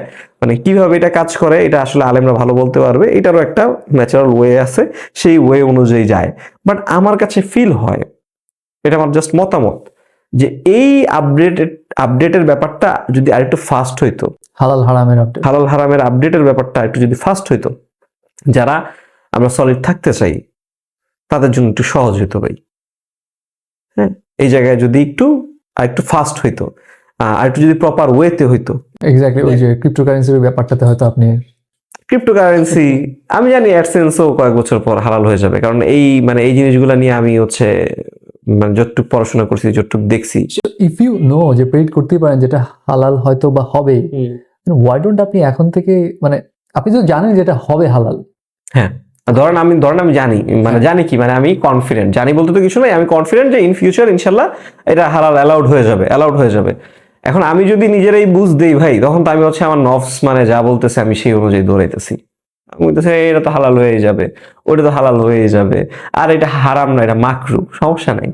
এইভাবে আমি আমার নফস ফলো করতেছি। হ্যাঁ, আমার ভাই আল্লাহর দুনিয়ার অনেক আকাম কুকাম আমি তুষার করছি, আমি তুষার করি। আমি কোনো ফেরেস্তা না, আমি কোনো খুব পুণ্যবান বান্দাও না। বাট ইনকামের ক্ষেত্রে আমি যেহেতু পুরুষদের আপনার বাসায় দেয়াল আছে না, এই যে আমাদের চারপাশে দেয়াল আছে না, আপনি যে কোনো ইঞ্জিনিয়ার অথবা আর্কিটেকচারের সাথে কথা বললেই বুঝবেন দেয়ালগুলো means nothing, almost to nothing, but দেয়ালগুলো তো আছে, মানে এটা একটা জায়গা আছে, কাজও আছে। পুরো বিল্ডিং এর স্ট্রাকচারটা নির্ভর করে হচ্ছে পিলার এন্ড থামের উপর। Exactly right. সো পুরুষদের জীবনে ইনকামটা হচ্ছে এই পিলার এন্ড বিম, এইগুলো যদি ঠিক থাকে, বাদ বাকি যে দেয়াল, এখন আপনি যদি এই দেয়ালটা ভাঙা ফেলেন, কিচ্ছু হবে না এই বিল্ডিং এর, ভাই ট্রাস্ট মি, কিচ্ছু হবে না। আপনি একটা পিলার ড্যামেজ করে ফেলেন, ধসে পড়তে পারে। সো যে ইনকামটা এনি হাও আপনার লাইফে ভাই, মানে আমি বলতেছি না, আমি আপনারা অনুপ্রাণিত করতেছি না আপনি হারাম করেন, হারামে জড়ান, ভরায় ফেলেন লাইফ, বাট আপনার লাইফে যাই আপনি হারাম করতেছেন, আপনি হয়তো বের হইতে চাইতেছেন, হইতে পারতেছেন না। আমার লাইফে এরকম অনেক কিছু আছে, বাট ইনকামটা এনি হাউ এনি ওয়ে পুরুষ হিসেবে আমাদের হালাল রাখতে হবে। মানে এইখানে কোনো ছাড় নাই, কোনো ছাড় দেওয়ার নিজেকে জায়গা নাই। কি কারণ পুরুষদের উপর ইনকামটা ভাই বাধ্যবাধকতা করা হয়েছে। পুরুষদের দায়িত্ব সে তার ফ্যামিলির জন্য প্রোভাইড করবে, সে তার ওয়াইফের জন্য প্রোভাইড করবে। মেয়েদের উপর কিন্তু এই দায়িত্বটা দেওয়া হয় নাই যে তুমি তোমার টাকা কামাইতে হবে, তুমি তোমার ফ্যামিলির জন্য প্রোভাইড করতে হবে, এমন কিছু না। অ্যান্ড আপনি যদি আপনি যদি ফিমেল হন, ইসলামে এই জায়গায় কত ইজি করা হয়েছে, আপনি যদি ফিমেল হন, আপনার জামা যদি হারামও কামায়, আপনি সেটা তো যখন খাচ্ছেন, আপনার ভরণ পোষণ বেসিক যেটা, সেটা সে যদি হারাম থেকেও দেয়, আপনার জন্য সেটা হালাল হয়ে আসতেছে। বুঝতে পারতেছেন? এইভাবে কনভার্ট হচ্ছে। সো এই জায়গায় এটা মোস্টলি পুরুষদের দায়িত্ব, পুরুষদের জন্য খুবই কনসার্নিং জায়গা। আমার দৃঢ় বিশ্বাস, আমি বিশ্বাস রাখি আল্লাহর উপর যে ভাই আমি যদি আমার হালালটা এই টাফ টাইমে, যেখানে হালাল ইনকামের পরিমাণ এত কম, হারামের ইনকামের এত ইজি, এত হাতের নাগালে, এত ছুটাছুটি, আর এত পরিমাণ বিপুল। আগে আপনি চুরি করলে 20 টাকা কামাইতে পারতেন, চুরি না করলে 10 টাকা কামাইতে পারতেন, রেশিওটা ছিল এরকম। এখন আপনি হালাল কামাইলে আপনি 100 টাকা কামাইতে পারেন, হারাম জাস্ট একটু টুইস্ট করে দিলে সেই জিনিসটা আপনার ইনকামটা হয়ে যায় ভাই, কারো ক্ষেত্রে 1000, কারো ক্ষেত্রে 10,000, কারো ক্ষেত্রে 1 লাখ পর্যন্ত। ইজি মানি, হারাম মানিটা মানে এত সহজলভ্য হয়েছে, এত ওই জায়গায় ওইদিকে মানে সম্পদটা এত মুভ হয়ে গেছে, সম্পদটা ক্যাপিটালিস্টিক ওয়ার্ল্ড যেহেতু ভাই, সম্পদ এত কেন্দ্রীভূত হয়ে গেছে ওদিকে, অ্যান্ড ওই ওয়ার্ল্ডটা চাই হচ্ছে হারাম এলিমেন্ট দিয়ে ভরাইতে, অ্যান্ড হারামের এই জন্য হারামের পিছনে সবচেয়ে বেশি ইনভেস্ট। আপনি দেখেন, মানে আপনি সারা জীবন কাজ করে, আপনি খুবই ট্যালেন্টেড, খুবই স্কিলফুল, আপনি সারা জীবন কাজ করে ধরেন পুরো বছরে আপনি 50 লাখ টাকা কামাইতে, পকেটে যেটা ঢুকছে, খুব টাফ, ভেরি টাফ। বাংলাদেশে যারা টপ লেভেল যে যার ফিল্ডে টপ লেভেল আছে তারাও, আর আমরা দেখি যে অনেক জিনিসে এই টপ লেভেল পিপলই অনেক ফিল্ডে, ধরেন একজন ক্রিকেটার ধরলাম, এক ম্যাচে 50 লাখ টাকা পায়। আমি কোনো কম্পারিজন করতেছি না, ক্রিকেট ফ্যানরা মাইটটা দিতে পারে, আমি বলতেছি আসলে মানে এই পার্থক্যটা অনেক বড় হয়ে গেছে, ব্যবধানটা অনেক বড় হয়ে গেছে। সো এখন আরো বেশি টাফ। আগে যেভাবে ইনকামের ক্ষেত্রে হারাম মেনটেন করাটা বেশি যত জরুরি ছিল, এখন আমার মনে হয় আরো বেশি জরুরি, এন্ড এখন আরো বেশি রিওয়ার্ডিং হবে ইনশাল্লাহ। হ্যাঁ, আরো বেশি রিওয়ার্ডিং হবে, কারণ কি আমরা টাফ টাইমের মধ্যে দিয়ে যাচ্ছি, আল্লাহ সেটা দেখতেছে, এন্ড আমরা যদি এইটুকু মেনটেন করতে পারি, আমি দৃঢ় বিশ্বাস রাখি যে আল্লাহ আমার জন্য সহজ করবে বাকি সব সাইডে। অ্যান্ড মেইন যে টপিকটা সেটা বলতেছি যে এই যে এইভাবে যে মানে একটা জিনিস হারাম, সেটা জিনিসটা আপডেট হয়েছে, তারা আবার ডিপ রিসার্চ করছে আলেমরা, এটা মেডিকেল সায়েন্সেও আমরা দেখতেছি, এটা কিন্তু আমরা ল এর ক্ষেত্রেও দেখতেছি, এন্ড অন্যান্য ফিল্ডের ক্ষেত্রে আমার হয়তো এই মুহূর্তে উদাহরণ খেয়াল নাই, বাট এটা কিন্তু একটা স্বাভাবিক প্রসেস, ন্যাচারাল প্রসেস, যে তারা যখন একটা জিনিস যখন করেছিল অ্যাডসেন্সের মতন ব্যাপারটা, তখন এটা হচ্ছে অল্প মানুষের জন্য ছিল, তখন হারাম ফতোয়া আসছে, এই জিনিসটা যখন ফার্স্ট টাইম তাদের দরজায় পৌঁছাইছে, তার কারণ তারা ওই কারণ পাইছে। এগুলোর পিছনে কিন্তু শক্ত কারণ আছে, এমনি মন চাইলে হারাম না এইভাবে হয় না, এগুলোর কিন্তু রুলিং আছে, এগুলোর জন্য আলাদা পড়ালেখা আছে, এগুলোর প্রসেস আছে, সবকিছু মেনটেন করে দেন ফতোয়াটা আসে। আর এখন যখন ম্যাস পিপলের কাছে গেছে, এখন যখন রুলগুলো আরো চেঞ্জ হয়েছে, এখন যখন এত মানুষ ডিপেন্ডেবল এই মানে রুলিংটা কি হবে, আইনটা কি হবে সেটার উপরে, এখন যখন তারা আবার এই জিনিসটা নিয়ে বসবে, আবার যখন এই জিনিসটা নিয়ে আরো ডিপ রিসার্চ করবে, আরো ডিপ ডাইভ হবে, আরো বিভিন্ন নথি টথি থেকে দেখে একটা যখন জাজমেন্ট আসবে, তখন হাই চান্স বিভিন্ন কন্ডিশন মেনে হালাল হয়ে যাবে। এটা একটা স্বাভাবিক প্রসেস ভাই, এই প্রসেসটাই মানে আমরা প্রসেসটা একটু ফাস্ট হলে ভালো হয়, এটা আর কি আমার ব্যক্তিগত মতামত। যদিও মানে প্রসেসটা এইভাবে হওয়ার পিছেও কারণ আছে। অ্যান্ড এআই এর ব্যাপারটা যেটা আপনি বললেন যে ভাই এআই দাজ্জালের যেই ওয়েপন, দাজ্জালের হচ্ছে অস্ত্র, এটা হ্যাঁ, আবার এটা না। শুরুতে যেটা বলছি, দাজ্জালের অস্ত্র মোস্ট ডেফিনেটলি, কারণ আমরা একটা কিন্তু রাস্তা দিয়ে যাচ্ছি, এই যে আমাদের সামনে যেটা আছে এরকম একটা রাস্তা দিয়ে যাচ্ছি। সো আমাদের ওই পথগুলাই পাড়ি দিতে হবে ভাই, there is no other way. আপনি যদি এই মানে দাজ্জালের হাতিয়ার বলেন, অনেক কিছু আসে, নট জাস্ট এআই, ইন্টারনেট, হয়তো মিডিয়া, হয়তোবা এআই, সবকিছুই দাজ্জালের হাতিয়ার আপনি বলতে পারেন। সেটার পিছনে স্ট্রং লজিক আছে, হ্যাঁ, বাট এইগুলা থাকবেই। দিস ইজ দ্য পাথ, এই path part of the process. এইভাবে গিয়েই দাজ্জাল আসবে, এন্ড দাজ্জাল আসলে এরপরেই হচ্ছে ঈসা আলাইহিস সালাম আসবে। এইগুলাই রাস্তা ভাই। মুসলিমরা জায়গায় জায়গায় অত্যাচারিত হচ্ছে, জায়গায় জায়গায় হচ্ছে কি বলতেছে মানে ম্যাসাকার হচ্ছে, বাট আমাদের খারাপ লাগতেছে, অত্যন্ত বাজে লাগতেছে। বাট আমাদের যেভাবে কোরআনে যেভাবে বলা আছে মুসলিমদের বিজয়ের যে রাস্তাটা, সেটা কিন্তু এই প্রসেস ছাড়া হচ্ছে না, এই রাস্তা দিয়ে না গেলে হচ্ছে না। আর্মি ট্রেনিং এর মতন, আর্মি ট্রেনিং এ আপনাকে মানে পুরা মানে এক প্রকার দুনিয়ার জাহান্নাম বানায় ওটার মাঝখান দিয়ে আপনার পাঠানো হবে, নাহলে আপনি ওইটা হয়ে বের হতে পারবেন না। তারপর যখন ওই যে সোনাকে খাঁটি করে, তখন প্রচন্ড তাপের মধ্যে দিয়ে পাঠানো হয় যাতে কি খাঁটি হইতে পারে সব জিনিস, যে কোনো জিনিস। সো আমাদেরও আই ফিল লাইক আমাদেরও খাঁটি করা হচ্ছে, যতখানি খাঁটি পার্সেন্টেজ মানে কোয়ালিটিটা আমাদের বাড়ানো হচ্ছে, কারণ কোয়ান্টিটি দিয়ে কখনোই কোনো কিছু অ্যাচিভ হয় না, কোয়ালিটি অলওয়েজ ম্যাটার্স। সো আমাদেরও খাঁটি করা হচ্ছে, না আমাদের যতই খারাপ লাগুক আমাদের এই প্রসেসটার মধ্যে দিয়ে যেতে হবে। আপনি যদি মঙ্গলদের সময় মুসলিমদের উপর যে পরিমাণ অত্যাচার, বাগদাদের হামলা, সবকিছু দেখেন, ইন ফিউচার যেই যেটাকে বলে হচ্ছে গাজওয়ে হিন্দ বলে, এটা নিয়েও অনেক মানে কন্ট্রোভার্সি আছে। তারপরে হচ্ছে ইহুদিদের বিরুদ্ধে মুসলমান খ্রিস্টান মিলিত যুদ্ধের একটা ব্যাপার স্যাপার আছে। এইসব জিনিস পার করেই যেই আমরা হচ্ছে আমাদের যেই ফাইনাল আউটকামটা কি আমাদের এই পৃথিবীতে ভাই, কিয়ামতের দিন, হ্যাঁ। এন্ড এর মাঝখানে কি ঈসা আলাইহিস সালাম আসতেছে, মুসলিমদের শাসন আবার ব্যাক করতেছে, হ্যাঁ, একটা ফর এ লং টাইম। এরপর আবার আমরা লাস্টে কি শুনতেছি যে কিয়ামতের আগে মানে আল্লাহর নাম নেয়ার মতন প্রপার একজন মানুষ থাকবে না, তখনই হচ্ছে কিয়ামত সংঘটিত হবে। তো আপনি দেখতেছেন আরে সারা বিশ্বে মুসলিমদের শাসন আবার ব্যাক আসতেছে, তাই আবার ওখান থেকে কিভাবে একজনও মুসলিম নাই সেই অবস্থায় ব্যাক চলে যাচ্ছে, মানে আবার একটা আপ, আবার একটা ডাউন, আবার একটা আপ, আবার একটা ডাউন, সবকিছুই আছে। This is the process and we have to go through it. AI দাজ্জালের ওয়েপন হইতে পারে মোস্ট ডেফিনেটলি, আমি মনে করি ভাই এআই দাজ্জালের ওয়েপন, আপনি আমার ব্যাকডেটের মনে করতে পারেন, কোনো সমস্যা নাই। বাট এই রাস্তা দিয়ে আমাদের যাইতে হবে, এগুলোই আমাদের ফেস করতে হবে, আরো বাজে বাজে জিনিস আসবে, we have to be ready, মানে অ্যাকসেপ্ট করতে হবে, অ্যাকসেপ্ট করতে হবে, আর বুঝে শুনে করতে হবে, বুঝে শুনে করতে হবে। এখন সোফার ভাই আপনার সাথে কথা বলে এই বিষয়ে, এবং এর আগেও যে সমস্ত কথা কিছুক্ষণ আগে আমরা কনভারসেশন চালালাম, আমার কাছে মনে হয়েছে যে ভাই ইউ স্টাডি আ লট। না না না, আই ডোন্ট স্টাডি আ লট।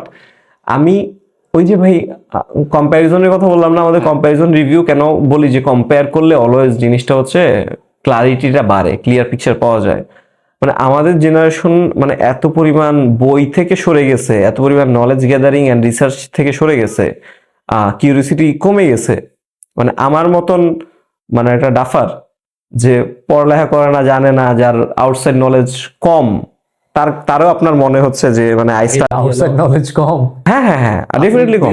কত রেফারেন্স গুলো কিভাবে টানলেন এবং এক্সাম্পল গুলো যেভাবে দিলেন ভাই, দিস শুড বি নাথিং। এখন মানে স্ট্যান্ডার্ড বার এত লো হয়ে গেছে আমাদের, আমারও আপনার কাছে অনেক মানে ইয়ে লাগতেছে, গ্রেট ম্যান লাগতেছে, তাই না? মানে আমাদের স্ট্যান্ডার্ডটা লো হয়েছে, আমি হাই হই নাই ব্যক্তিগতভাবে ভাই, এই হচ্ছে ব্যাপারটা। এটা কি ডাউন টু আর্থ হইলেন নাকি? না না, ডাউন টু আর্থের কিছু নাই, এটা হচ্ছে ব্রুটালি অনেস্ট কথা।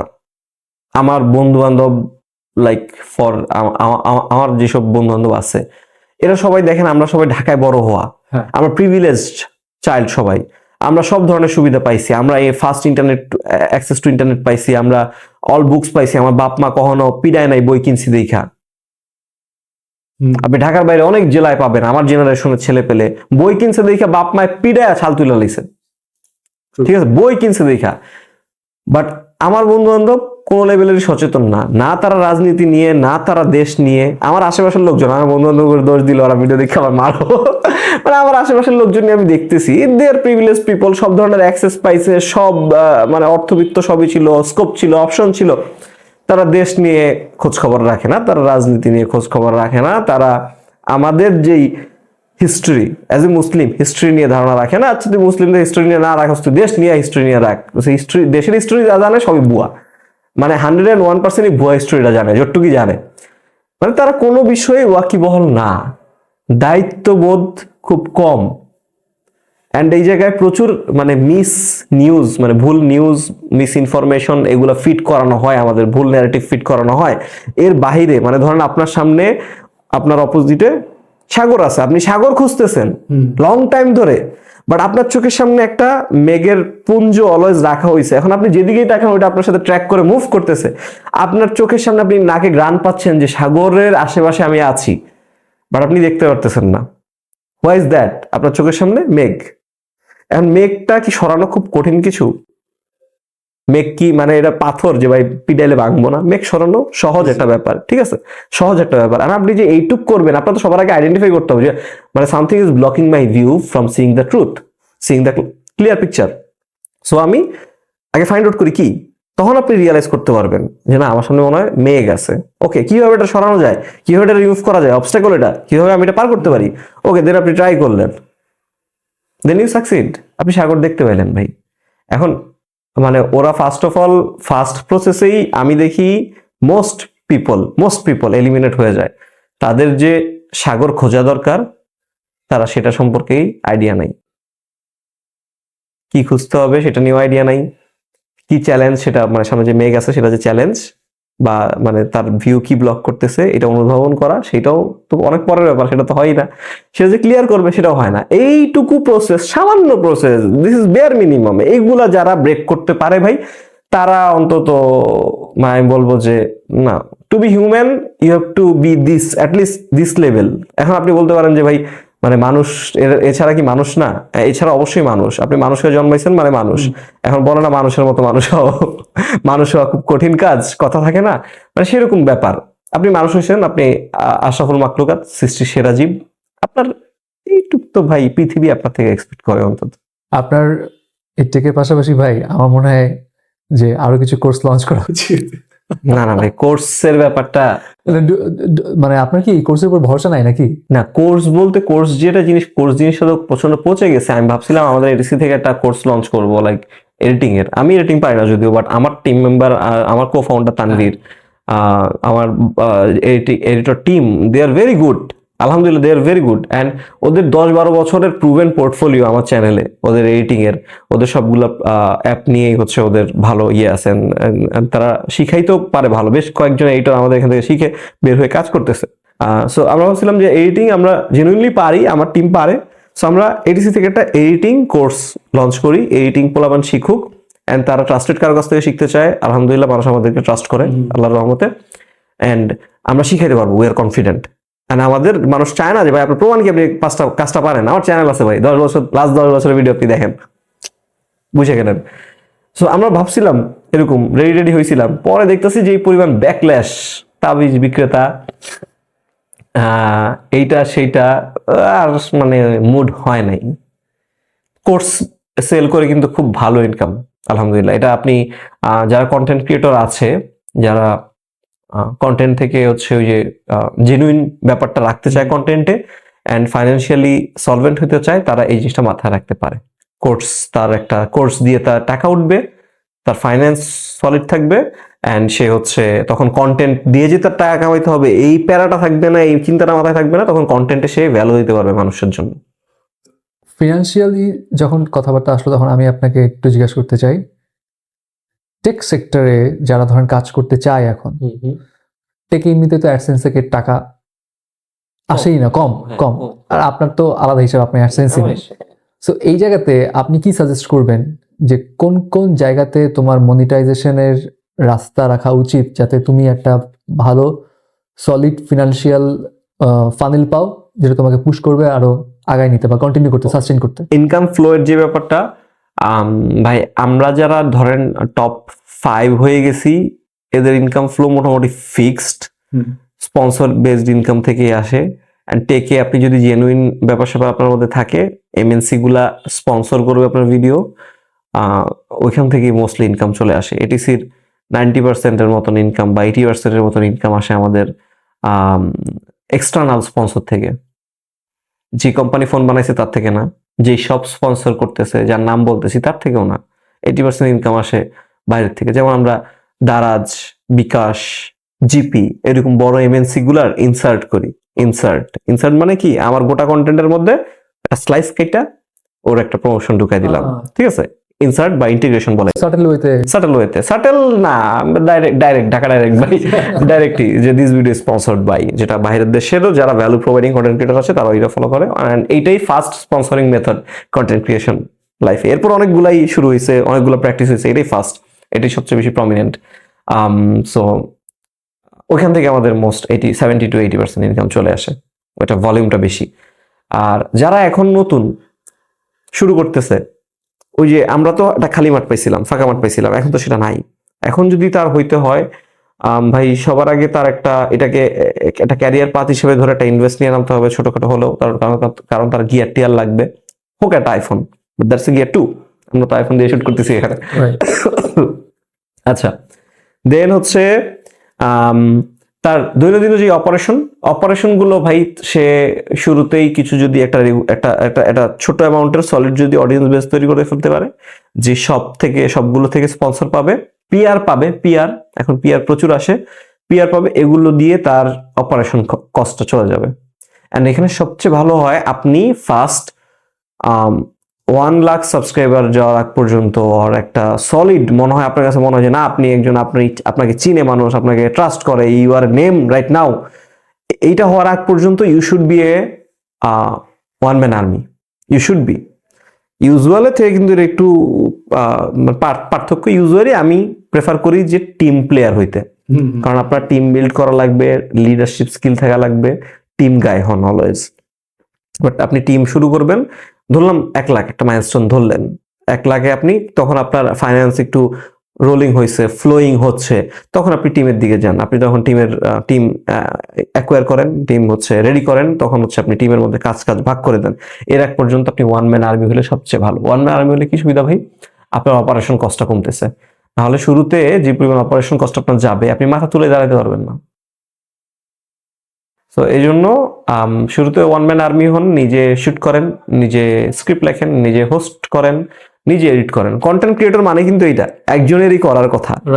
এইটা আসলে যখন আমরা একটা কমার্শিয়াল লেভেলে নিয়ে গেছি, আমরা আসলে স্প্লিট করে দিছি। এটিসি তো টিম হিসেবে ছিল শুরুতে, এটিসি টিম হিসেবে ছিল, বাট এটিসির প্রত্যেকটা মেম্বার একজন কন্টেন্ট ক্রিয়েটর, প্রত্যেকটা মেম্বার, প্রত্যেকটা আপনি আলাদা করে 4টা চ্যানেলে স্প্লিট করে দেন, প্রত্যেকে কন্টেন্ট বানাইতে পারবে তার মতন। এইখানে আমার একটা জিনিস আসছে, এখন মাথায় নক করলো, যে প্রত্যেকের যেহেতু কন্টেন্ট বানানোর ক্যাপাবিলিটি আছে, ওই জায়গাতে it's a challenge as well, যে এদের কন্টেন্ট বানানোর ক্যাপাবিলিটি আছে, বাট এরা টিম হিসেবে কাজ করছে, তো চ্যালেঞ্জ না? তো এই জায়গাতে অ্যাজ এ টিম লিডার আপনার কি মনে হয় যে কোন জিনিসটা সিনক্রোনাইজ বা কোন বন্ধনের কারণে বা কোন জিনিসের কারণে তারা একসাথে আছে? কেন? এখানে ফার্স্ট থিং ইমোশনাল। এটিসি মানে আমাদের চাইল্ডের মতন, স্পেশালি আমার বাকি কো-ফাউন্ডারদের, ওরা যেহেতু আগে শুরু করছে, মানে বাচ্চার মতন। এই জিনিসটা এটা কঠিন ইমোশনাল বন্ড, নাম্বার 1। নাম্বার 2 আমার যে কো-ফাউন্ডার আছে আমার সাথে এখন, Rafidan, Tanvir, they are very good human being, very good. স্বার্থ জিনিসটা এখানে খুব কম প্লে হয়। নিজেরটা বুঝবো যখন এই ব্যাপারটা চলে আসে, নিজেরটা আগে বুঝবো, তখন এইসব ইকুয়েশন চলে আসে। আপনি যেটা বললেন যে আমি তো করতে পারি আমার মতন, এই ব্যাপারটা চলে আসে কিন্তু। বাট এইখানে স্বার্থের ব্যাপার স্যাপার কম। অ্যান্ড স্বার্থ বলতে স্বার্থ পর টাইপের কেউ নাই এই মুহূর্তে। স্বার্থ যতখানি দেখার, সেটা ইচ আদারের স্বার্থ দেখা হয়, লাইক এ ট্রায়াঙ্গেল। ইয়েস, আমি রাফিদের স্বার্থ দেখতেছি, তানভীরের স্বার্থ দেখতেছি, তানভীর আমার রাফিদের স্বার্থ দেখতেছে, এইভাবে আমাদের স্বার্থটা দেখা হয়। তখন কি প্রত্যেকের মধ্যে একটা হারমোনি মেনটেন করতেছে। নাম্বার 3, আমরা ভাই, মানে আমি যেটা বলি পাকনা টমেটো। পাকনা টমেটো মানে বুঝেন? পাকা টমেটো না, পাকনা টমেটো মানে অতি চালাক। ঠিক আছে, মানে এটা সেন্সর্ড ওয়ার্ড। সো এই পাকনা টমেটো মার্কা পোলাপাইন নাই। পাকনা টমেটো মার্কা হইলে মনে করে কি, আমি তো সব, আমি তো হ্যান, আমি তো তেন, আমি এই করলাম ওই করলাম, ওরে কিনলে আমার ভাগ দিমু, হ্যাঁ, এই ব্যাপার চলে আসে। এইগুলা, এই টাইপের পোলাপান নাই এখন। এখন সবাই চিন্তা করে যে ভাই, আমি চিন্তা করি কি, আচ্ছা ঠিক আছে, মানুষ আমার চিনে, এটিসি মানে তুষার, সবাই এই ফেসটা চিনে। হ্যাঁ আমি আলাদা হয়ে আমি তো টিম চালাইতে পারি, ফাইন্যান্স আছে আমার কাছে, আমি আলাদা হয়ে একটা দিয়ে দিই, আমি সেই চিন্তা করতে পারি। বাট সেই চিন্তা যখন আসে তখন আমার এইটুকু ইন্টেলিজেন্স আছে যে না, আই নিড দেম, এটা আমার রুট নাম্বার 1। নাম্বার 2, তাদের একটা বড় কন্ট্রিবিউশন আছে আমার এই লাইফে। সো মানে আমার জাস্ট নিজের স্বার্থের চিন্তা করে তো আমি এই জিনিসটা ব্রেক আওয়ে করে ফেলতে পারি না। নাম্বার 3, মানে আমি যতই জিনিস হয়ে যাই না কেন, আই ক্যান ফেল টু। এইটা আমি এইটুকু হাম্বল আমি হয়েছি যে I can fail to, and আমি অনেকবার ফেল করছি। আমার লাইফের অ্যাচিভমেন্টই ভাই, আমি অনেক ধরা খাইছি, আমি অনেক মারা খাইছি, আমি অনেকবার ফেল করছি। এটা আমার লাইফের অনলি অ্যাচিভমেন্ট। আমি স্ক্যাম হয়েছেন কখনো? অসংখ্যবার। আপনারা নিজেরা স্ক্যাম নিয়ে সাবধানতা দেন? আমরা স্ক্যাম নিয়ে মানুষকে হচ্ছে সাবধান করি, হচ্ছে মানে লাইক অপরিচিত মানুষ থেকে যাতে স্ক্যাম না হয়। আমি তো নিজের মানুষ থেকে স্ক্যাম হই ভাই, কুপির নিচের অন্ধকার আছে না, ওই ব্যাপার আর কি। মেইন ব্যাপার যেটা হচ্ছে, আমাদের যারা আছি আমরা এটিসির, আমাদের মধ্যে এই মিউচুয়াল রেসপেক্টটা আছে যে না, আই নিড হিম, ও চিন্তা করে যে আই নিড হিম টু। এই ব্যাপারটা আমাদের আছে, এন্ড একজন আরেকজনের পরিপূরক, এইভাবে অন্তত আমরা সোফার দেখতেছি এখন পর্যন্ত। আমি বলতেছি না ভাই আমাদের বন্ধন কখনো যাবে না ভাঙা, ঠিক আছে, এমন কোনো কিছু নাই।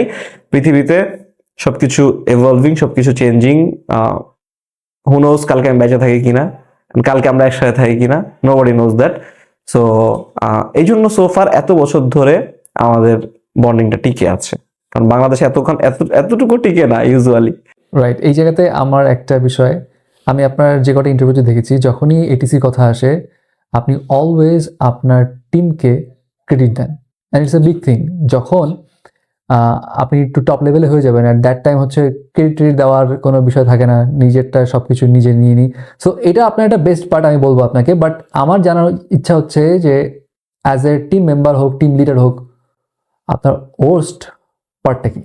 আচ্ছা, মানে ব্যক্তি হিসেবে তো আমার অনেক অনেক অনেক ওর্স্ট কোয়ালিটি আছে, মানে সরি মানে মানে ব্যাড কোয়ালিটি আছে। অ্যান্ড এগুলো হচ্ছে আমার টিম তারা কভার করার চেষ্টা করে, ওদের যেই গ্যাপগুলো আছে সেগুলো আমি কভার করার চেষ্টা করি। এইভাবেই আমরা কিন্তু সিঙ্ক্রোনাইজেশন আগে যাচ্ছি। একজন প্রত্যেকেরই সীমাবদ্ধতা থাকবে, প্রত্যেকেরই সমস্যা থাকবে, এইটা আপনার পার্টনার কভার করবে, that's it. This is the general rule of thumb, and this is the standard rule. এটা ফলো করলেই সবকিছু মোটামুটি ক্লিয়ার। টুকটাক কিছু মিস ইস্যু তো থাকবে, ট্রায়াল থাকবেই, সমস্যা থাকবেই। তো এখন আমার যদি প্রবলেমগুলোর কথা বলা শুরু করি, মানে বিশাল লম্বা লিস্ট ভাই। সো এর মধ্যে নাম্বার 1 হচ্ছে আমি প্রচন্ড পরিমাণ লেজি, প্রচন্ড পরিমাণ লেজি। আমার সাথে আপনি যদি ভাবেন, আপনি যারা দেখতেছেন যে না আপনিও লেজি, কম্পিটিশনে যদি আমার সাথে আসতে চান, হারা যাবেন ভাই, পারবেন না। আপনি এখানে আসতে লেজি কোনো ভাব নিছেন নাকি? না, এইখানে আসার তো একটা মানে এইটা লেজিনেসের মধ্যে পড়ে না, এটা আসলে হয়তোবা যে মানে অবহেলার মধ্যে হয়তোবা পড়ে, লেজিনেসের মধ্যে পড়ে না। লেজিনেসের ব্যাপারটা কি, মানে আমার ব্রেইন অ্যান্ড থট প্রসেস যেভাবে আগায়, আমার এক্সিকিউশন তার 10% স্পিডও মেনটেন করে না। তো এটা আমার জন্য অনেক বড় লেজিনেস। আমি চিন্তা করি শুট করুম, আমার শুট করতে ভাই ধরেন একটা কন্টেন্ট শুট করতে আমার লাগে না 15 মিনিট, শুট করুম, ওকে এখন গেলে ভালো লাগতেছে না, আচ্ছা কালকে যাবো না, কালকে গেলে, মানে এইভাবে আমি আমার নিজেরা এক্সকিউজ দিতে পারি। কারণ মানে আমি তো মানে ভাই মেন্টালি ডাম না। যত স্মার্ট গায়ে দেখবেন, যত ইন্টেলিজেন্ট গায়ে দেখবেন, আমরা ছোটবেলা থেকে কি শিখছি, ইন্টেলিজেন্ট গায়ে হও, স্মার্ট গায়ে হও, যত স্মার্ট যত ইন্টেলিজেন্ট ওর এক্সকিউজ গুলা তত বেশি স্মার্ট। আমার এক্সকিউজ গুলা ভাই সুপার স্মার্ট, আপনি কনভিন্সড হয়ে যাবেন। হ্যাঁ তুষার তুমি এই কাজটা কেন করো নাই, আমি যদি কোনো জব লাইফে, যদি আমি কখনো ছিলাম না, যদি জব লাইফে থাকতাম, আমার বস অলওয়েজ ইমপ্রেস থাকতো আমার উপর, আমি নিশ্চিত। তুষার এই কাজটা কেন করো নাই, আমি তারে এমন এক্সকিউজ দিতাম। ফাপড়বাজির ওস্তাদ? ফাপড়বাজি না ভাই, ফাপড়বাজি তো বসরা ধরে নিতে পারে। এটা ফাপড়বাজি থেকে যখন আরেক লেভেলের অ্যাডভান্স ইন্টেলিজেন্সের আনসারটা আসে, তখন এটা হচ্ছে একটা স্মার্ট এক্সকিউজ, ঠিক আছে, আর্টিস্টিক একটা ব্যাপার সেবার। আমি এমন স্মার্ট একটা তাকে হচ্ছে কনভিন্সিং আনসার দিতাম, সে বলতো তুমি যে করো নাই কাজটা এটাই ভালো করছো, ঠিক আছে, মানে ব্যাপারটা এমন হয়ে যেত। আমিও এইভাবে প্রোক্রাস্টিনেশন করে আমার কাজ ডিলে করে করে করে করে সবকিছু ডিলে করে করে করে আমি নিজেরাই এমন একটা এক্সকিউজ বানায় নিজেরে দেই, আমি যে খুব হ্যাপি না, ভালো করছি, বুঝছেন। সো এই লেজিনেসটা খুব বিকট আমার মধ্যে, and it's holding me back. আমি যেই পরিমাণ ক্যাপাবল, আমার আশেপাশের মানুষ বলে, নট মাই ওয়ার্ডস, আমার আশেপাশের মানুষ, আমার যারা ক্যারিয়ারের হেল্প, যেসব মানুষজন স্টেপিং স্টোন আছে, যারা হেল্প করে আমাকে, যারা হচ্ছে গাইড করে, তারা সবাই এই জিনিসে একমত। সবাই অন্যান্য জিনিসে থাকে না, দ্বিমত থাকে না, আপনার আর আপনার হচ্ছে টিমমেটদের মধ্যে অন্যান্য জিনিস দ্বিমত থাকে না, সবাই এক জায়গায় একমত, তুষার আইলসা এই জায়গাতে সবাই একমত। নাম্বার 2 হচ্ছে ভাই পার্সোনাল হ্যাবিট অনেক বড় বড়, অনেক খ্যাতিমান, অনেক ক্রিয়েটিভ, অনেক ট্যালেন্টেড পিপলকে ধ্বংস করে দেয়। কারোর জন্য নেশা, হুইচ ইজ এক একজনের জন্য এক এক নেশা। কেউ কেউ ভাই হচ্ছে লিটারাল ড্রাগের উপর থাকে, কেউ কেউ হচ্ছে যেটাকে বলে নারীর নেশা আর কি বলে, সেইটার মধ্যে ঘূর্ণিপাকে পড়ে হাওয়া হয়ে যায়, কেউ জুয়ান নেশায় পড়ে গায়েব হয়ে যায়। ঠিক আছে, এরকম অনেক ট্যালেন্টেড পিপল দেখছি ভাই, আমরা তার 1%ও না, এরকম অনেক ট্যালেন্টেড পিপল এরকম মানে ঘূর্ণিঝড়ের মতন গায়েব হয়ে গেছে গা, ওই যে আমরা যখন ফ্লাশ করে দিই না, ওইভাবে চলে গেছে গা। আমার সমস্যাটা হচ্ছে ভাই ঘুমের ওষুধ মানে ঘুমের সমস্যা। সো আমি last 8 to 9 year insomnia, and একটা স্বাভাবিক মানুষ, ওই যে আমি বললাম যেটা, একটা বেটার পারসন এসব নামাজের পর 9টা 10টায় ঘুমায় যায়। এটা গুড পারসন, মানে সরি একটা স্বাভাবিক পারসন স্বাভাবিক লাইফে, এখন এই যে মডার্ন লাইফে 12টা 1টা 1:30টার মধ্যে ঘুমায় যায়। হ্যাঁ, আমি ওরকম টাইমে হ্যাঁ, আপনিও, আচ্ছা আপনি মানে স্বাভাবিক একটা রাত জাগা আছে, রাত জাগে নাইট আউল যে নিজেকে দাবি করে, সে ঘুমায় 3টা 4টা 5টা ধরলাম, সারা রাত জাগতেছে। আমি অ্যাটলিস্ট 7-8 বছর ধরে ভাই আমি ঘুমাই ফজরের পরে 7টা থেকে জোহরের আগ পর্যন্ত, এই হচ্ছে আমার ওই টাইমে আমার ঘুম আসে। এর আগে আমার ঘুম আসে না, সারা রাত তো আসেই না, ভোরবেলাও আসে না। যারা সারা রাত জাগে তারাও ভোরবেলায় আর ধরে রাখতে পারে না নিজেরা, ঘুমায় পড়ে। কিন্তু আমার ভোরবেলাও আসে না, সকালের দিন শুরু হয়ে যায়, নাস্তা খেলে কখনো ঘুম আসে, নাস্তা খাওয়ার পরে কখনো হয়তো বা দেখা যায় যে জোহরের আগ মুহূর্তে বা ওই টাইমটাতে এসে ঘুম আসতেছে, যখন মানে একটা বেটার পিপলের দুপুরের ওই যে ভাত ঘুম দেওয়ার সময় আসে, তখন আমার নর্মাল ঘুম দেওয়ার সময় আসে। এইটা নিয়ে এত বছর ভুগতেছি।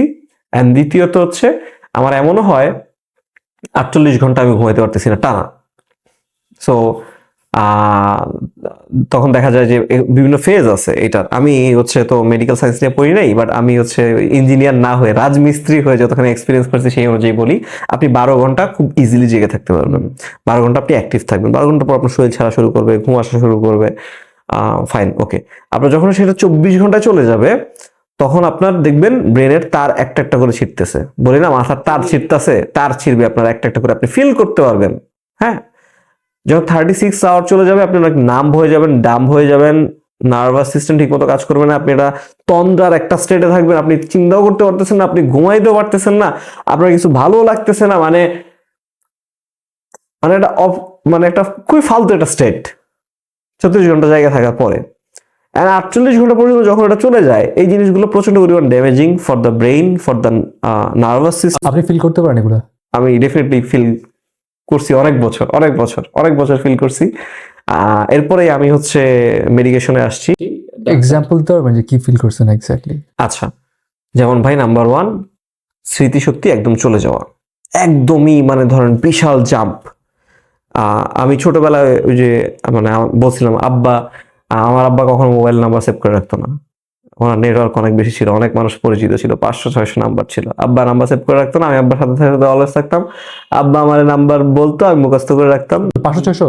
হ্যাঁ, 2বার বললেই আমার মুখস্থ হয়ে যেত। আব্বা আমার কেউ ফোন দিলেন ধরার আগে লাস্ট 3 ডিজিট বলতো, আর কোন অপারেটর মানে শুরু কত ওটা দিয়া আগে 07 ওই টাইমে। হ্যাঁ, আমি বলে দিতাম ওই আঙ্কেলের নাম্বার, আমি এইটুক পারতাম, আলহামদুলিল্লাহ এইটুকু ছিল স্মৃতিশক্তি। এটাই মানুষের স্বাভাবিক, এরকমই হয়। হ্যাঁ, এরকম মানে খুব ট্যালেন্টেড কিছু না, এটাই স্বাভাবিক। বাট মানে বয়স বাড়তে বাড়তে আপনার স্মৃতিশক্তি ডিগ্রেড হবে, এটা খুবই স্বাভাবিক। বাট আমার যে পরিমাণ মানে বড় ডিগ্রেডশন হয়ে গেছে, আমি আপনার সাথে কথা বলতেছি, একটাও কথা বলতে বলতে বলতে বলতে আমি বা কি নিয়ে কথা বলতেছিলাম জানি, এমন সিচুয়েশনে আমি পড়ে যাই। কালকে আমি কি করছি আপনি যদি আমার জিজ্ঞেস করেন, এই মুহূর্তে আই ডোন্ট নো কালকে আমি কি কি কাজ করছি। আচ্ছা, তারপরে হচ্ছে এটা তো অনেকেরই হয় ভাই, কালকে কি দিয়ে ভাত খেয়েছে মনে থাকে না, এটা নর্মাল তো। এটা নর্মাল যে 1টা 2টা ইভেন্ট ভুলে গেছি, 3টা 4টা ইভেন্ট ভুলে গেছি, খুব স্বাভাবিক তাই না? আমার কোনো কিছু মনে নাই, 1টা 2টা ইভেন্ট মনে আছে। আমি আমার ফ্রেন্ড করে জিজ্ঞেস করতে হয়, আমি কবে জানি ওই জায়গায় গেছিলাম, ওরা কয় তখন যে, বা আমার ওয়াইফে জিজ্ঞেস করতে হয় আমি কবে জানি এই কাজটা করছিলাম। আমি মাঝে মধ্যে ফটো রাখি, কোনো জায়গায় গেলে একটা ফটো তুলে রাখি। তখন আমার যদি 7 দিন পরে জিজ্ঞেস করা লাগে, লাইক কোনো কাজের সাথে টাইমলাইন মিলানোর জন্য, যে আমরা নয়েজি পডকাস্টে কবে জানি গেছিলাম আমি, তো তখন আমি হচ্ছে ধরেন একটা ছবি তুলে রাখলে ওখানে যে টাইম স্ট্যাম্পটা দেখি, ও আচ্ছা ওদিন গেছিলাম, তাহলে এর 2 দিন পরে তাহলে আমি ওই কাজটা করছিলাম, ঠিক আছে। Are you aware of that যে লং টার্ম প্রবলেম কি হতে পারে? হ্যাঁ হ্যাঁ হ্যাঁ, আমি ডেফিনেটলি অ্যাওয়ার ভাই। মানে আমি কিন্তু 5 থেকে 6 বছরের উপর ধরে ঘুমের ওষুধের উপর আছি। ঘুমের ওষুধ ছাড়া আমার ঘুমাইতে পারি না আমি। আমি আজকেও ঘুমের ওষুধ খাইয়ে ঘুমাইছি। সো কি কারণে ঘুমের ওষুধ? ঘুমের ওষুধের অনেক সাইড ইফেক্ট আছে, অনেক প্রবলেম করতেছে ভাই। আমার খুব ব্যাড হ্যাবিট, আমি ডাক্তার দেখাতে চাই না। ডাক্তার কাছে গেলে মনে হয় আমার এতগুলো রোগ বের হবে, রোগ বের হলে আমার ফ্যামিলি, আমার আম্মা, আমার বউ, এরা পেরেশান হয়ে যাবে। এরা পেরেশানি আমি দেখতে চাই না। এর থেকে ভাই আমি রোগ জমাই, একলগে মরে যাবো, কারোর জন্য প্রবলেম ক্রিয়েট করুম না, ঠিক আছে। এটা হচ্ছে আমার থিওরি। মানে কি অন্যভাবে নিয়েন না। মানে এই পৃথিবীটা অনেক হার্ড, আমি কারোর জন্য বার্ডেন হইতে চাই না কোনোভাবে। আমি যদি হইতে চাই কিছু, আমি কাইন্ড হইতে চাই, আমি সহজ করতে চাই মানুষের জন্য, এছাড়া নাথিং এলস। সো মানে ঘুমের ওষুধ হচ্ছে ইভিল, খারাপ জিনিস। এটা হচ্ছে লেসার ইভিল ফর মি। কারণ যখন আমি 36 ঘন্টা 48 ঘন্টা দিনের পর দিন জায়গা থাকতেছি, আমার মেজাজ খিটখিটে হয়ে যাচ্ছে, আমার প্রচন্ড খারাপ লাগতেছে, আমার কোনো কিছু ভালো লাগতেছে না, আমি কাজের স্প্রিয়া পাইতেছি না, বেঁচে থাকা স্প্রিয়া পর্যন্ত কমে যাচ্ছে ভাই, এমন একটা অবস্থা, খাওয়ান দাওয়ান ভালো লাগতেছে না, কোনো কিছু ভালো লাগতেছে না। অ্যান্ড মানে একে ওই যে কি বললাম, ওই পার্টটা খুব টাফ। 24 ঘন্টার পর ব্রেনের তারগুলো যখন ছিটতে থাকে, you are moving to insanity, সেদিকে মুভ করতেছেন। সো এর থেকে মানে ওইটা যতখানি ক্ষতি করতে পারে, ঘুমের ওষুধ তার থেকে কম ক্ষতি করতে পারে, আমি এটা বিশ্বাস করি। সেজন্য আমি দ্যাটস ওয়াই ওটা আপনার জন্য লেস সিভিল, এন্ড আমার জন্য লেসার ইভিলি এই জায়গায় আপাতত সো ফার ভালো। এর মধ্যে আমি অনেকবার অ্যাটেম্প্ট নিছি রুটিন ঠিক করে ফেলার পর, স্পেশালি আমার বিয়ের পর আমি রুটিন ঠিক করে রেখেছি ভাই। আমার 11টার দিকে ঘুম আহে, আমি বাসায় যাই ঘুমায় জায়গা রাত 11টায়? হ্যাঁ রাত 11টায় অ্যান্ড উইদাউট স্লিপিং পিল, আমার বিয়ের পর। আল্লাহর রহমত। হ্যাঁ আল্লাহর রহমতে। এরপরে তো আমরা তো রহমত বেশি দিন রাখতে পারি না, আমরা তো জট ভাই। এরপর আবার ব্যাক টু বেসিক, আগের অবস্থা। সো ইন দ্যাট কেস, যদি এটা সিরিয়াস বিষয়, বাট আমার এখানে একটা জিনিস মনে হয়েছে যে এই দিক দিয়ে ভাবি একটা জায়গাতে হয়তো lucky, as many of your fans know that you are a father right now. তো ওই জায়গাতে নিউবর্ন বেবি, রাত জাগার একটা বিষয় আছে, তখন মনে হয় পুরো দায়িত্বটা আপনাকে নিতে হয় রাতে। আচ্ছা, যখন আমার বউ ও প্রেগনেন্সি টাইমে ও খুবই হ্যাপি ছিল যে সবার টেনশন কি, বাচ্চা সারা রাত ঘুমাইতে দেয় না, বাচ্চার অভাবে তো এমন রাইতে ঘুমায় না, ওই পালবো আমি ঘুমাবো, ঠিক আছে। সে খুব হ্যাপি ছিল, আমিও হ্যাপি ছিলাম কি যে না আমি তাহলে আমি রাতটা অন্তত যেহেতু বাসায়, মানে রাতটা অন্তত বাসায় থাকার চেষ্টা করি। বিয়ের আগে তো দেখা যেত ভাই সারা রাত তো বাইরে থাকতাম, সারাদিন ঘুমাইতাম পুরা, আবার সারা রাত বাইরে থাকতাম। এগুলো অনেক সমস্যা করে ভাই আপনার মানে ওয়েট, বডি স্ট্রেংথ, আপনার মেন্টাল স্টেট, আপনার মেমোরি, আপনার ফাস্ট কোনো কিছু ক্যাপচার করা, কোনো কিছু লার্ন করা, সবকিছুর অ্যাবিলিটি দিতে ভাই এরা অনেক হ্যাম্পার করে, অনেক ড্যামেজ করে, ট্রাস্ট মি। অ্যান্ড আমি মনে করি আয়ুষ্কাল কমানোর জন্য আপনি না ঘুমানোই যথেষ্ট।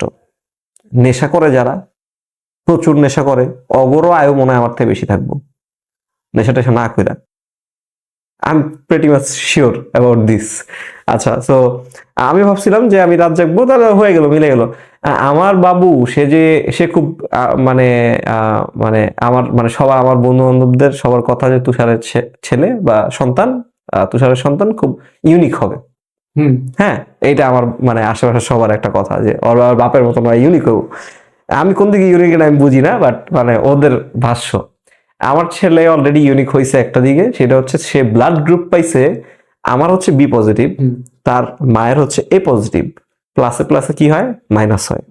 হ্যাঁ, সে পাইছে এ বি নেগেটিভ, পৃথিবীর সবচেয়ে রেয়ারেস্ট রক্ত এবি নেগেটিভ সে নিয়ে আসছে। আমার আশেপাশে মানে 100 কিলোমিটার রেডিয়াসে কেউ এবি নেগেটিভ নাই ভাই। আমি নিজে ব্লাড ডোনারের কাজ অনেক করতাম, নিজে ব্লাড দিছি 1-2 বার, বাট আমি হচ্ছে যে ব্লাড ম্যানেজ করে দেওয়ার কাজ আমি ছোটবেলা থেকে অনেক করছি, অনেক অর্গানাইজেশনের সাথে কানেক্টেড ছিলাম, অনেক ব্লাড ব্যাংক গ্রুপগুলোর সাথে কানেক্টেড ছিলাম।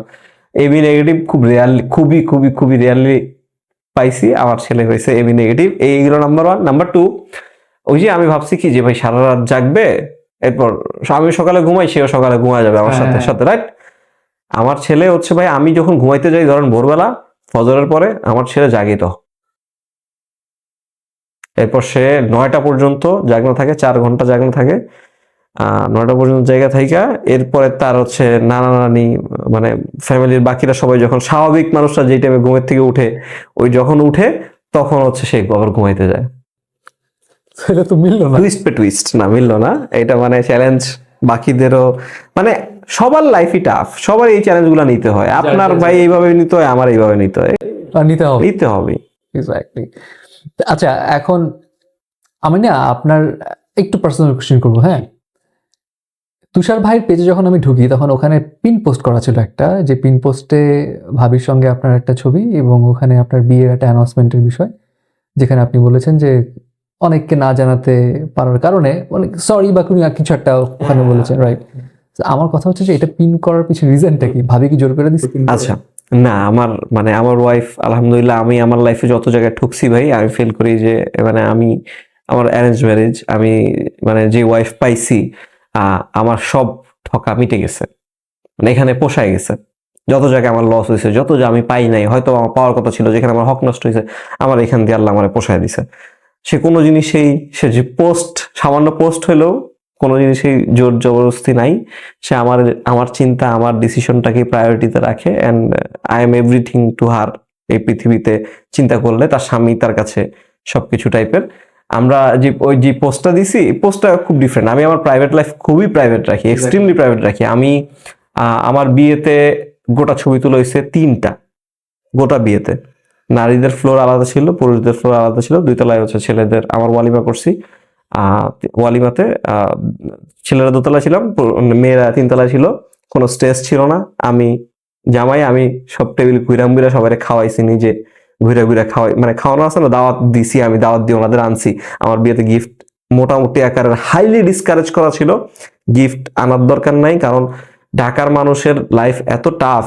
এর মধ্যে যখন একটা অনুষ্ঠানে কেউ দাওয়াত দেয় ভাই, গিফট না দিয়ে পারা যায় না। এই গিফট দিতে যায় দেখা যায় মধ্যবিত্ত ফ্যামিলির ফিক্সড ইনকাম 50,000 টাকা 40,000 টাকা মাসে কামায়, টানাটানিতে পড়া যায়। এই গিফট দিতে যায় ভাই, অনেক অনুষ্ঠানে যায় না, মুখ লজ্জায় ধার করে গিফট দেয় ভাই। হ্যাঁ, এই জিনিসগুলো তো বুঝতে হবে। এই জিনিসগুলো বুঝে আমি চেষ্টা করছি যে না, আমার বিয়েতে আমি মানে খুব স্ট্রিক্টলি বলছি, মানে দাওয়াত খুব অল্প মানুষের, জাস্ট 2 পক্ষের ফ্রেন্ডস এন্ড ফ্যামিলি, 200 মনে হয় ছিল, এরকম 200-250। সবাই খুব স্ট্রিক্টলি বলছি যে ভাই গিফট না আনলে খুব খুশি হব। এইটা সহজ করার ট্রাই করছি। সো আমার বিয়েতে জাস্ট ছবি 3টা, কোনো ছবি তোলা নাই। আমার ওয়াইফের মনে হয় একটা ছবি আছে মেয়েদের সাথে, আর আমার সাথে কোনো ছবি নাই। আর আমার ছবি আছে 3টা।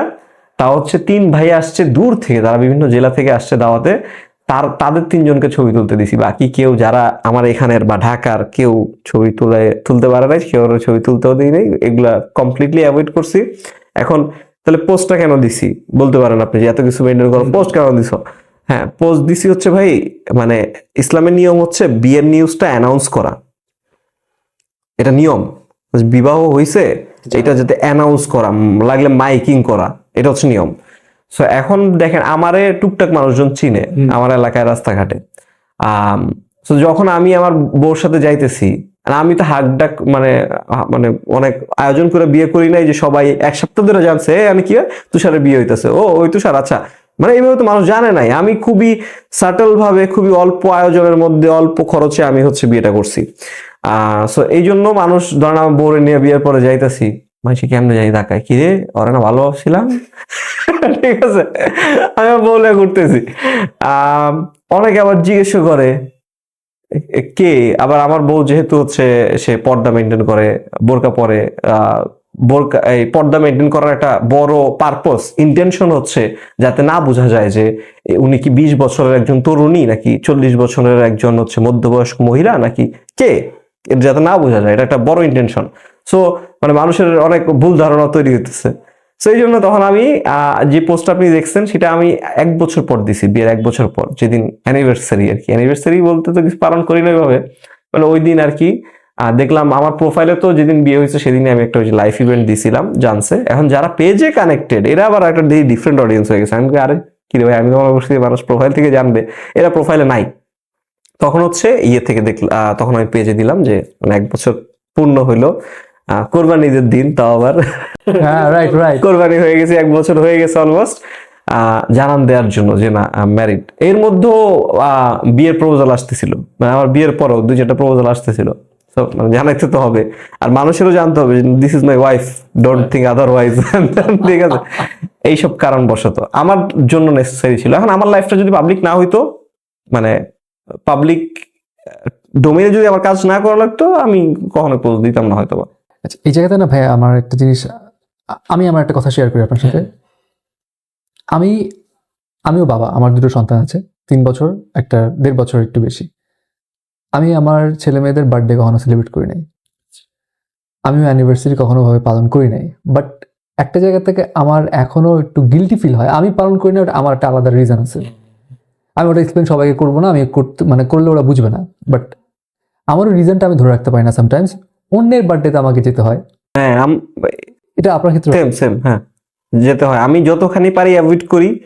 কিছু ক্ষেত্রে রাগ করে বসে অনেকে না গেলে আপনজন, তখন আমার যাইতে হয়, এটা আমি অস্বীকার করি না। হ্যাঁ, গিল্টি ফিল হয়।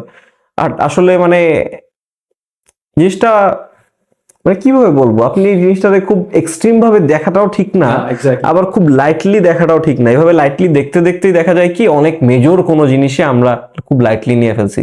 ধরেন আমি যারে পাই তারই থাবড় দেই, ছোট ভাই করে থাবড় দেই, ঠিক আছে, আচ্ছা ঠিক আছে লাইটলি নিলাম, ছোট ভাই করে তো আমি শাসন করবি। এই আজকে থাবড় দিতে দিতে এই জিনিসটা জমে জমে একদিন কারো কোনো কথা ভালো লাগে না, তার আমি গুলি করে দিছি, ওখানে কিন্তু যায়। সো ওইরকম কোনো কিছু যাতে না হয়, এই জন্য বেশি লাইটলিও নেওয়া যাবে না, আবার এক্সট্রিমও নেওয়া যাবে না। ভাই আমি একটা বার্থডে গেছি, আমার তো ইমান নাই, ঠিক আছে, এমন কিছু আমার মনে হয় যে না নিয়ে এটা আসলে আপনার উপর নিজের উপর একটা বোঝা চাপাইতেছেন। এই জিনিসটা এটা আসলে যার যার টেক, অ্যান্ড আমি এখানে কোনো কিছু ইমপ্লাই করতে পছন্দ করি না। এখানে মানুষ নিজের মতন জানুক, বুঝুক, জেনে নিজের মতো ডিসাইড করুক। ভাই এখন আমি যে কোশ্চেনটা করবো সেটা হচ্ছে যে আমার কাছে মনে হয় যে আপনি এটা ভালো অ্যান্সার দিতে পারবেন হয়তো। আপনার এজ কত এখন? আমার হচ্ছে 98 জন্ম, তাহলে 28। হ্যাঁ। সো বর্তমান পার্সপেক্টিভে যদি চিন্তা করি তাহলে it's too early two get married, এবং আপনি আলহামদুলিল্লাহ প্যারেন্টস হয়েছেন। সো এটা অনেকে ভাববে যে ইটস টু আর্লি, এবং অনেকে অবাক হবে এত জলদি বাবা মা। Right, exactly. এই জায়গাতে অনেকেরই এখনকার ধারণা থাকে যে এত আগে বিয়ে করলে বা রেসপন্সিবিলিটি নিলে আমি এনজয় করতে পারবো না, অনেক প্যারা মাথার উপরে উঠবে, নিতে পারবো না, এত সামাল দিতে পারবো না। বাট আপনার ক্ষেত্রে কেন বা কোন জায়গাতে মনে হয়েছে না it's high time for me to get married, আমি এখন এই দায়িত্ব নিব? কোথায় ক্লিক করছে? আচ্ছা, এখানে আমি ফিল করি আমাদের গোটা জেনারেশনের, অলমোস্ট গোটা জেনারেশনের, যে আমাদের বডির ওই যে বললাম না ঘুমের সময় একটা ক্লক থাকে ভাই, সাইকেডিয়ান ক্লক বলে মোস্ট প্রবাবলি, ক্লক অনুযায়ী বায়োলজিক্যাল ক্লক থাকে, বডি ক্লক থাকে, বায়োলজিক্যাল ক্লক থাকে। ওইটাও যাদের রাইট, তাদের এই ক্লকটা খুব রং ভাবে সেট আপ করা হয়েছে, রং ন্যারেটিভ দিয়ে, রং জিনিসকে প্রমোট করে, রং জিনিসকে হাইলাইট করে। এখানে একটা ক্যাপিটালিস্টিক ম্যাটেরিয়ালিস্টিক ওয়ার্ল্ডের মধ্যে যখন তারে ঢুকানো হয়েছে, তারে দেখানো হয়েছে এইটাই সব, এইটাই সব, এইটাই পিক, এইটাই তোমার যাইতে হবে, দিস ইজ ইয়োর গোল। ঠিক আছে, যখন তারা এই মুখী করা হয়েছে তখন সে তো চিন্তা করবেই সেই মুখী। এখানে আপনি চিন্তা করতেছেন যে লাইক আমি মানে মানে যে মানুষগুলোর কথা বললেন তারা চিন্তা করতেছে কিভাবে 14 বছর বয়সে আমি এসএসসি দিছি, আমি তখন বাচ্চা। আচ্ছা, যখন হচ্ছে ভার্সিটিতে ভর্তি হয়েছি আমার বয়স 18 ধরলাম, ভার্সিটি পড়তেছি 18 বছর মাত্র হইলো, ঠিক আছে, এখন তো পুরো লাইফটা পড়েই আছে। 18 বছরে তো আমি এখন আমি শিখবো, উড়বো, এনজয় করবো, ফিল করবো, অনেক ভুল করবো। হ্যাঁ, ভুলের তো সারা জীবনই ভুল করে যাইতে হবে, এইটার ব্যাপারে আমি আসলে ওখানে একমত। ও আচ্ছা, অন্য ভুলের ব্যাপারে একমত না। হ্যাঁ, অনেক ওই মানে আনপ্লেজেন্ট মিস্টেক থাকবে তাদের ভাষ্যমতে, এই যাবে। এরপর হচ্ছে গ্রাজুয়েশনের পর একটা জব নিয়ে কর্পোরেট এমএনসিতে সেটেল হব।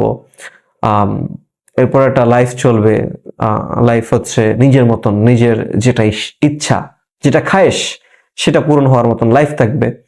দেন যায় যখন এগুলো সবকিছু পূরণ হয়ে যাবে, ইচ্ছা বাকেট লিস্ট পূরণ হয়ে যাবে, এর মধ্যে হালালও আছে হারামও আছে, দুই পার্টি মিলায়া হ্যাঁ পূরণ হয়ে যাবে, তখন চিন্তা করবো না সেটেল হওয়া যায়। ঠিক আছে, এই হচ্ছে তাদের বিলিফ সিস্টেমটা। এখন এইটা তো টোটাল আমার যে বিলিফ সিস্টেম এটার অপোজিট ভাই। আমি বিলিভ করি একটা ছেলে 18তে ওর বাসাতে লাথি মেরে বের করে দেওয়া উচিত। আমরা ভাবি তো এটা ওয়েস্টার্ন কালচার। হ্যাঁ, এটা western culture, this is a good western culture, we should take it. এটা না নিয়ে কোনটা নিছি আমরা? ওয়েস্টার্নের যতগুলা ব্যাড, যতগুলা সমাজ ধ্বংসকারী, যতগুলা পরিবারের বন্ডিং ধ্বংসকারী জিনিসপাতি আছে, আমরা সেই সব এলিমেন্ট নিছি। ওয়েস্টার্নারদের ভালো জিনিস আছে না, তারা একজন আরেকজন রেসপেক্ট করে, রাস্তায় গাড়ি লেগে গেলে তার আগে সরি বলে, মারামারি করে না মতন। ঠিক আছে, অবশ্যই তাদের মধ্যে ভালো জিনিস আছে, ভালো ট্রেট আছে।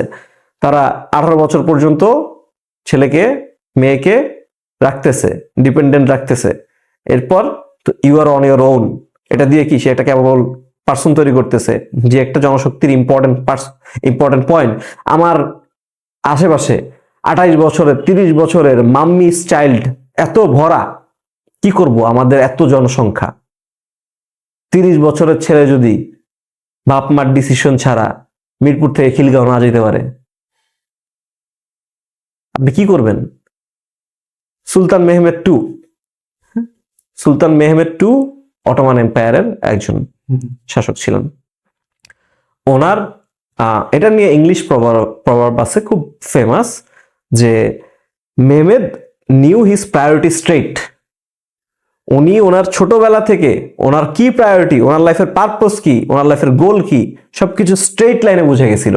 যেই কারণে উনি 21 বছর বয়সে কনস্ট্যান্টিনোপল, মানে হচ্ছে যেটাকে বলে কারেন্ট কি নাম জানি, ইস্তাম্বুল জয় করছে, যেটা ওই সময়ের সবচেয়ে দুর্জেয়, সবচেয়ে কঠিন একটা দুর্গ বা মানে অপোজিশনের একটা হচ্ছে পয়েন্ট ছিল, এন্ড এই স্ট্রং পয়েন্ট ছিল, স্ট্রং হোল্ড ছিল। এই কনস্ট্যান্টিনোপল জয় করার জন্য তার ফাদার, তার গ্র্যান্ডফাদার, তার পুরো লিনিয়েজ ট্রাইয়ের পর ট্রাই করে গেছে, multiple time, every time the muslims failed, every time. সুলতান মেহমেদ টু সেটা কনকার করছে 21 বছর বয়সে। 21 বছর। আপনি এখন 10-21 বছরের ছেলে ধরে নিয়ে আসেন, পুরো চাইল্ডিশ আচরণ করবে। সো মানে আমাদের ওই ক্লকটাই, যে মানে 21 বছরে কি অ্যাচিভ করার কথা আমাদের সেই ক্লকটাই তো হচ্ছে স্লো করে রাখা হয়েছে। সময় যেখানে 60 সেকেন্ডে 1 মিনিট হওয়ার কথা, আমাদের এখানে 1 মিনিট হইতে আমার 100 সেকেন্ড চলে যাচ্ছে। এভাবে স্লো করে রাখা হয়েছে। আপনি 20 বছরে আপনার নিজের পায়ে, নিজ দায়িত্বে, নিজ খরচে চলতে পারার কথা, স্পেশালি পুরুষরা। সেইখানে 30 বছরের ছেলে এখনো মায়ের থেকে আজকে রাগ আম্মার লগে চেতাচেতি করে সিগির লেগা আম্মা আজকে 500 টাকার বদলে 300 টাকা দিছে। আরে হোয়াট ননসেন্স ইজ দিস? 30 বছরে তোর মারে তুই পালবি, তোর বাপরে তুই পালবি, তোর বউরে তুই পালবি, তোর বাচ্চারে তুই পালবি। You should be that man. এরপরে তুই চিন্তা করবি আমার সমাজে আমার এটা করতে হবে, আমার এলাকায় রাস্তাঘাটে আমার এইটা করতে হবে, হ্যাঁ এই জিনিসটা দরকার আমার মহল্লায়, এই জিনিসটা করা দরকার আমার পাড়ায়। এরপর তুই এগুলো হয়ে গেলে তুই রাষ্ট্র নিয়ে চিন্তা করবি। যুগে যুগে যেই পুরুষরা এরকম হইতে পারছে, তারাই শেপ আপ করতে পারছে, তারাই কন্ট্রিবিউট করতে পারছে।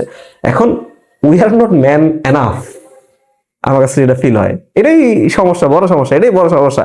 আমরা পুরুষদের বাঁচাই, আমরা পুরুষরা ঠিক আছে, হ্যাঁ মেয়েদের দোষ, নারীদের দোষ দিয়ে এড়ায় যায়। আসলে এখানে আমি আমার নিজের দোষ দিব। We are not man enough, and আমাদের ওই যে ক্যারিয়ার ক্লকটা, লাইফ ক্লকটা, সেই ক্লকটাই আমাদের পিছায়া দেওয়া হয়েছে ডেলিভারেটলি, ন্যারেটিভ পুশ করে, আমাদের মধ্যে এমন জিনিস ইনজেক্ট করে, যেখানে আমাদের পারপাসটা আমরা ভুলে যাব, আমাদের লক্ষ্য কি কারণে পৃথিবীতে আসছি, কই যাব, সবকিছু আমরা জানি।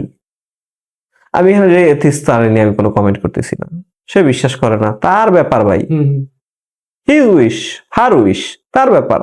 তুমি তো দাবি করো তুমি বিশ্বাস করো, তুমি বিশ্বাস করলে তুমি এইটুক তো জানো তোমার গন্তব্য কই। আমাদের তো পৃথিবীর জন্য বানানো হয় না, আমাদের বানানো হয়েছে জান্নাতের জন্য, হয়তোবা কেউ জাহান্নামের জন্য, যাই হোক আল্লাহ মাফ করুক। সো আমাদের ডেস্টিনি ওইটা, এটা আমরা জানি, সবাই জানি, যে মূর্খ সেও জানে। আচ্ছা, আমাদের মরতে হবে, ঠিক আছে, উই অল নো দ্যাট, সবকিছু জানি আমরা। বাংলাদেশের মানুষ কত বছর বাঁচে? 60 বছর এভারেজে, হাইয়েস্ট গেলে। এর আগে তো 30 বছর হার্ট অ্যাটাক, সেদিনও আমাদের পরিচিত একজনেরই হইলো, হার্ট অ্যাটাক করে মারা গেছে, আল্লাহ মাফ করুক। 30 বছর বয়স, আমার থেকে 2 বছর বড়। সো ওগুলো তো চলতেছেই। 60 বছর আপনি বাঁচবেন, আপনি 30 বছরে যদি আপনি বলেন আপনার লাইফ স্টার্ট হয়েছে, কেমন কথা? আপনি প্রিভিয়াস জেনারেশনকে বলতেছেন ব্যাকডেটেড, আগের ব্যাকডেটেড, আদিমকাল, প্রস্তর যুগ। ওই ব্যাকডেটেড মানে আপনারা 10টা ছেলে মিলে ব্যাকডেটেড একটা পুরুষের সমান হইতে পারেন কিনা দেখেন তো। সলিড কথা। তারা 15 বছর বয়স থেকে জীবন চিনছে কখন? যখন ঘরের থেকে বাইরেছে, এর এক পর্যন্ত আপনি জীবন চিনতে পারবেন না। জীবন চিনছে, পৃথিবী চিনছে, জীবনের ধরন বুঝছে, লাইফ ইটসেলফ তারা বোঝা শুরু করছে। সে ম্যারি করছে 18-19-এ, হ্যাঁ, তার যখন বাচ্চা হয়েছে তখন বয়সটা হয়তো 23-22, ঠিক আছে। সেও মানে বড় হয়েছে, তার বাচ্চাও বড় হয়েছে। সে তার বাচ্চারে এমন পজিশনে রাইখা এভারেজ গায়, মরে নাই যে তার বাচ্চা মানে কুল কিনারা নাই, কই যাবে। আপনি যদি 30-এ বিয়ে করেন, 35-এ চাইল্ড নেন, ভাই 55 বছর বয়সে তো বুকে হাত দিয়ে বয়ে থাকবেন, হার্ট অ্যাটাক। বাংলাদেশের পুরুষদের নাম্বার 1 মনে হয়, আমার কাছে ফিল হয় যে killing reason, not anything else, heart attack. আপনি বুকে হাত দিয়ে করে থাকবেন। আপনার বাচ্চার বয়স কত তখন? বড়টার 20, ছোটটার কত? আপনার আর আপনি তো ভাই মানে 3 বছর 1.5 বছর গ্যাপ দিচ্ছেন, 5 বছর গ্যাপ অ্যাটলিস্ট দিতে চায় ইয়াঙ্গার জেনারেশন বা কুল ডিউডরা। মানে আমি হাসতেছি না, আপনি আপনার ফান করতেছি না, মানে I want you to think.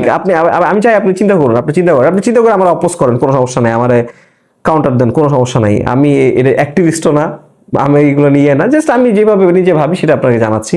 তো আপনি চিন্তা করেন, আপনার বড় ছেলেটার বয়স তখন, বড় সন্তানের বয়স, ছেলে মেয়েটার বয়স থাকবে 20 বছর, আপনার ছোটটার বয়স থাকবে 15 বছর। আপনি এই অবস্থায় তাদের যদি ফেলে রেখে যান, আপনি যদি হালাল ভাবে চলার চিন্তা করেন, হালাল ভাবে কামাই চিন্তা করেন, হালাল ভাবে কামায় ঢাকা শহরে ধাইকা, কারো যদি জেনারেশনাল ওয়েলথ না থাকে, যত বড় কুতুব হয়ে যাক না কেন, সে অডেল সম্পত্তি রেখা যাওয়া সম্ভব না। অডেল সম্পত্তি এখন কামানো সম্ভব না হালাল ভাবে। একটু হারাম মিক্স করতেই হবে, একটু 2 নম্বরে ওয়ে করতেই হবে। আর যদি অডেল বানাইতে চান অ্যাকচুয়ালি, তাহলে আপনার 2 নম্বরে ওয়েতে যাইতেই হবে। আপনার হ্যাঁ, আপনি হালাল ভাবে সলিড লাইফ ডেফিনেটলি লিড করতে পারবেন, বাট জেনারেশনাল ওয়েলথ ছাড়া from out of zero, it's very tough, very rare chance. আপনি 20 বছরে যখন বাচ্চাটা রেখে যাচ্ছেন, সে কি মাত্র ভার্সিটিতে উঠছে, আপনি নিজে 25 বছরে মমিস চাইল্ড ছিলেন, হ্যাঁ, আপনার 20 বছরের বাচ্চা কি হবে? সে তো 30 বছরের মমিস চাইল্ড থাকবে, স্বাভাবিক না? তাকে জেনারেশনে আরো পিছাবে না এই জিনিসটা। তো আপনি কিসের মধ্যে ফালা রেখে যাচ্ছেন? আপনি এটা ভাবেন। এখন হয়তো যাদের বাচ্চা নাই তারা এটা নিয়ে কেয়ার করবে না, আমার আপনার বাচ্চা আছে দেখি আমরা এখন এই কেয়ারটা করতেছি। আর ওনাদের যখন বেবি হবে তখন ওরা চিন্তা করবে, বাট তখন ইটস টু লেট। এন্ড আপনি অলরেডি ফার্টিলিটি ক্লিনিক গুলা দেখেন, মানে কি পরিমাণ মানুষজন হাহাকার বাচ্চার জন্য, কি পরিমাণ হাহাকার। এন্ড ভুল ধারণা ঢুকাই দেওয়া হয়েছে, বাচ্চা হইলে এরপর আপনার লাইফে এনজয়মেন্ট থাকবে না, জামাই বউর পার্সোনাল টাইম থাকবে না, হ্যান দেন। রং ভাই, রং। কনভারসেশন চালাইলে অনেক চালাতে হবে এখন, বাট যেহেতু একটা টাইম লিমিট আছে আমাদের, তো আমি আপনাকে একটা লাস্ট কোয়েশ্চেন করতে চাই, খুবই শেষে এখন আমরা, যেটা আমার মনে হয় আগে করা উচিত ছিল বাট এখন করতেছি। স্ট্রাগল পয়েন্ট নিয়ে আপনি অনেক জায়গায় অনেক কিছু বলেছেন, যে আপনার স্ট্রাগল ছিল এটিসি শুরুর ক্ষেত্রে, যে আপনাকে অনেক হেঁটে হেঁটে যেতে হয়েছিল, এটসেট্রা এটসেট্রা। ওই জায়গাতে আমি যাবো না। সো আমার কথা হচ্ছে যে অন ক্যামেরায় আসার ক্ষেত্রে অনেকের একটা নার্ভাসনেস থাকে কন্টেন্ট বানানোর ক্ষেত্রে, যে আমি তো পারি, আমি তো জানি, আমি তো বুঝি, বাট ক্যামেরার সামনে প্রেজেন্ট করবো কিভাবে নিজেকে। তো ওই জায়গাতে আপনার নিজেকে স্ট্রাগল করতে হয়েছে কিনা, বা নিজেকে তখন ভাঙছেন কিভাবে, নাকি? না, আমার অত স্ট্রাগল লাগে নাই। হ্যাঁ, আমার মানে কথাবার্তা, স্পিচ ডেলিভারিতে অনেক স্টার্টার ছিল আমার। যেমন আমি বললাম না, আমার টিমের কেন আমি ক্রেডিট দিই ভাই, আমার কোফাউন্ডার রাফিদ বৈশা ওয়ার্ড বাই ওয়ার্ড আমার রেডি করছে এইভাবে। আমি একটা লাইন ডেলিভারি দিতেছি, ওইখানে ভুল করতেছি, রিপিট করতেছি, ঠিক করতেছি, এইভাবে ফেস ক্যাম দিয়ে আমি তৈরি হয়েছি। হ্যাঁ, কেউ যদি নিজে দাবি করে যে না সে একা তৈরি হয়ে গেছে, হ্যাঁ, রং। তার পিছনে অনেকগুলো ব্যক্তি আছে, অন্তত কিছু না হলে মা আছে, নাহলে বোন আছে, হ্যাঁ, বা ফাদার আছে, সবার কন্ট্রিবিউশন আছে। এগুলা যারা মানে উইক পারসন, তারা এগুলা এই ক্রেডিট গুলা দেয় না, তারা অ্যাভয়েড করে, তারা এটা তাদের ইনসিকিউরিটিস, নাথিং এলস। প্রত্যেকটা ব্যক্তির পিছনে ইয়ে আছে। এন্ড আমরা সোসাইটি হিসেবে এটা খুব ভাবে দেখি, ক্রেডিট হিসেবে দেখি যে হ্যাঁ, ওই বিল গেটস নিয়ে স্টোরি, বিল গেটস সে খাইতে পারতো না, তার জামা কাপড় আসছিল না, সে কই আজকে কি আইছে, ওখানে বিল গেটস এর বাপে বলতেছে ও তো ফেরারি নাকি ল্যাম্বরগিনিতে কইরা স্কুলে যাইতো, ইন্টারভিউতে এসে বলতেছে ভাই, তার নিজের বাপ যাই হোক, মানে ওইসব জিনিস খায় বেশি, তো এই জন্য বেশি, বাট কন্ট্রিবিউশন আছে। কি জানি বলতেছিলাম আবার, স্ট্রাগল। এখন মানে আমার স্ট্রাগলটা যে টাইপের গেছে ক্যামেরার সামনে আসা নিয়ে, ওইটা তো আমি এইভাবে পার করতে পারছি। আমাদের জেনারেশনে যেটা হয়েছে ভাই, ধরেন 10 জনের মধ্যে 3 জন সাবলীল ভাবে ক্যামেরার সামনে কথা বলতে পারতো, 2 জনের একটু পলিশিং লাগতো, লাইক মি। হ্যাঁ, এরকম 5 জন, বাকি থাকে 5 জন, বাকি 5 জনের মধ্যে 3 জনের একটু এফোর্ট দিয়া পুশ করা শিখায় ট্রেনিং মেনিং করা ক্যামেরার সামনে আনা যায়, বাকি 2 জন কখনোই আসতে পারে না। এই ছিল আমাদের যুগের 10 জন পিপলের একটা স্যাম্পল নিলে তার মধ্যে রেশিও। আমাদের পরের যে জেনারেশন জেনজির ক্ষেত্রে রেশিওটা অনেকখানি চেঞ্জ। তাদের ওই স্ট্রাগলটা নাই। তাদের 10 জনের মধ্যে 5 জন 6 জনই ক্যামেরার সামনে কথা বলতে পারে, 2-3 জনের পলিশিং লাগে, 2 জনের এফোর্ট দেওয়া লাগে, 1 জন পারে না কখনো। রেশিওটা এরকম।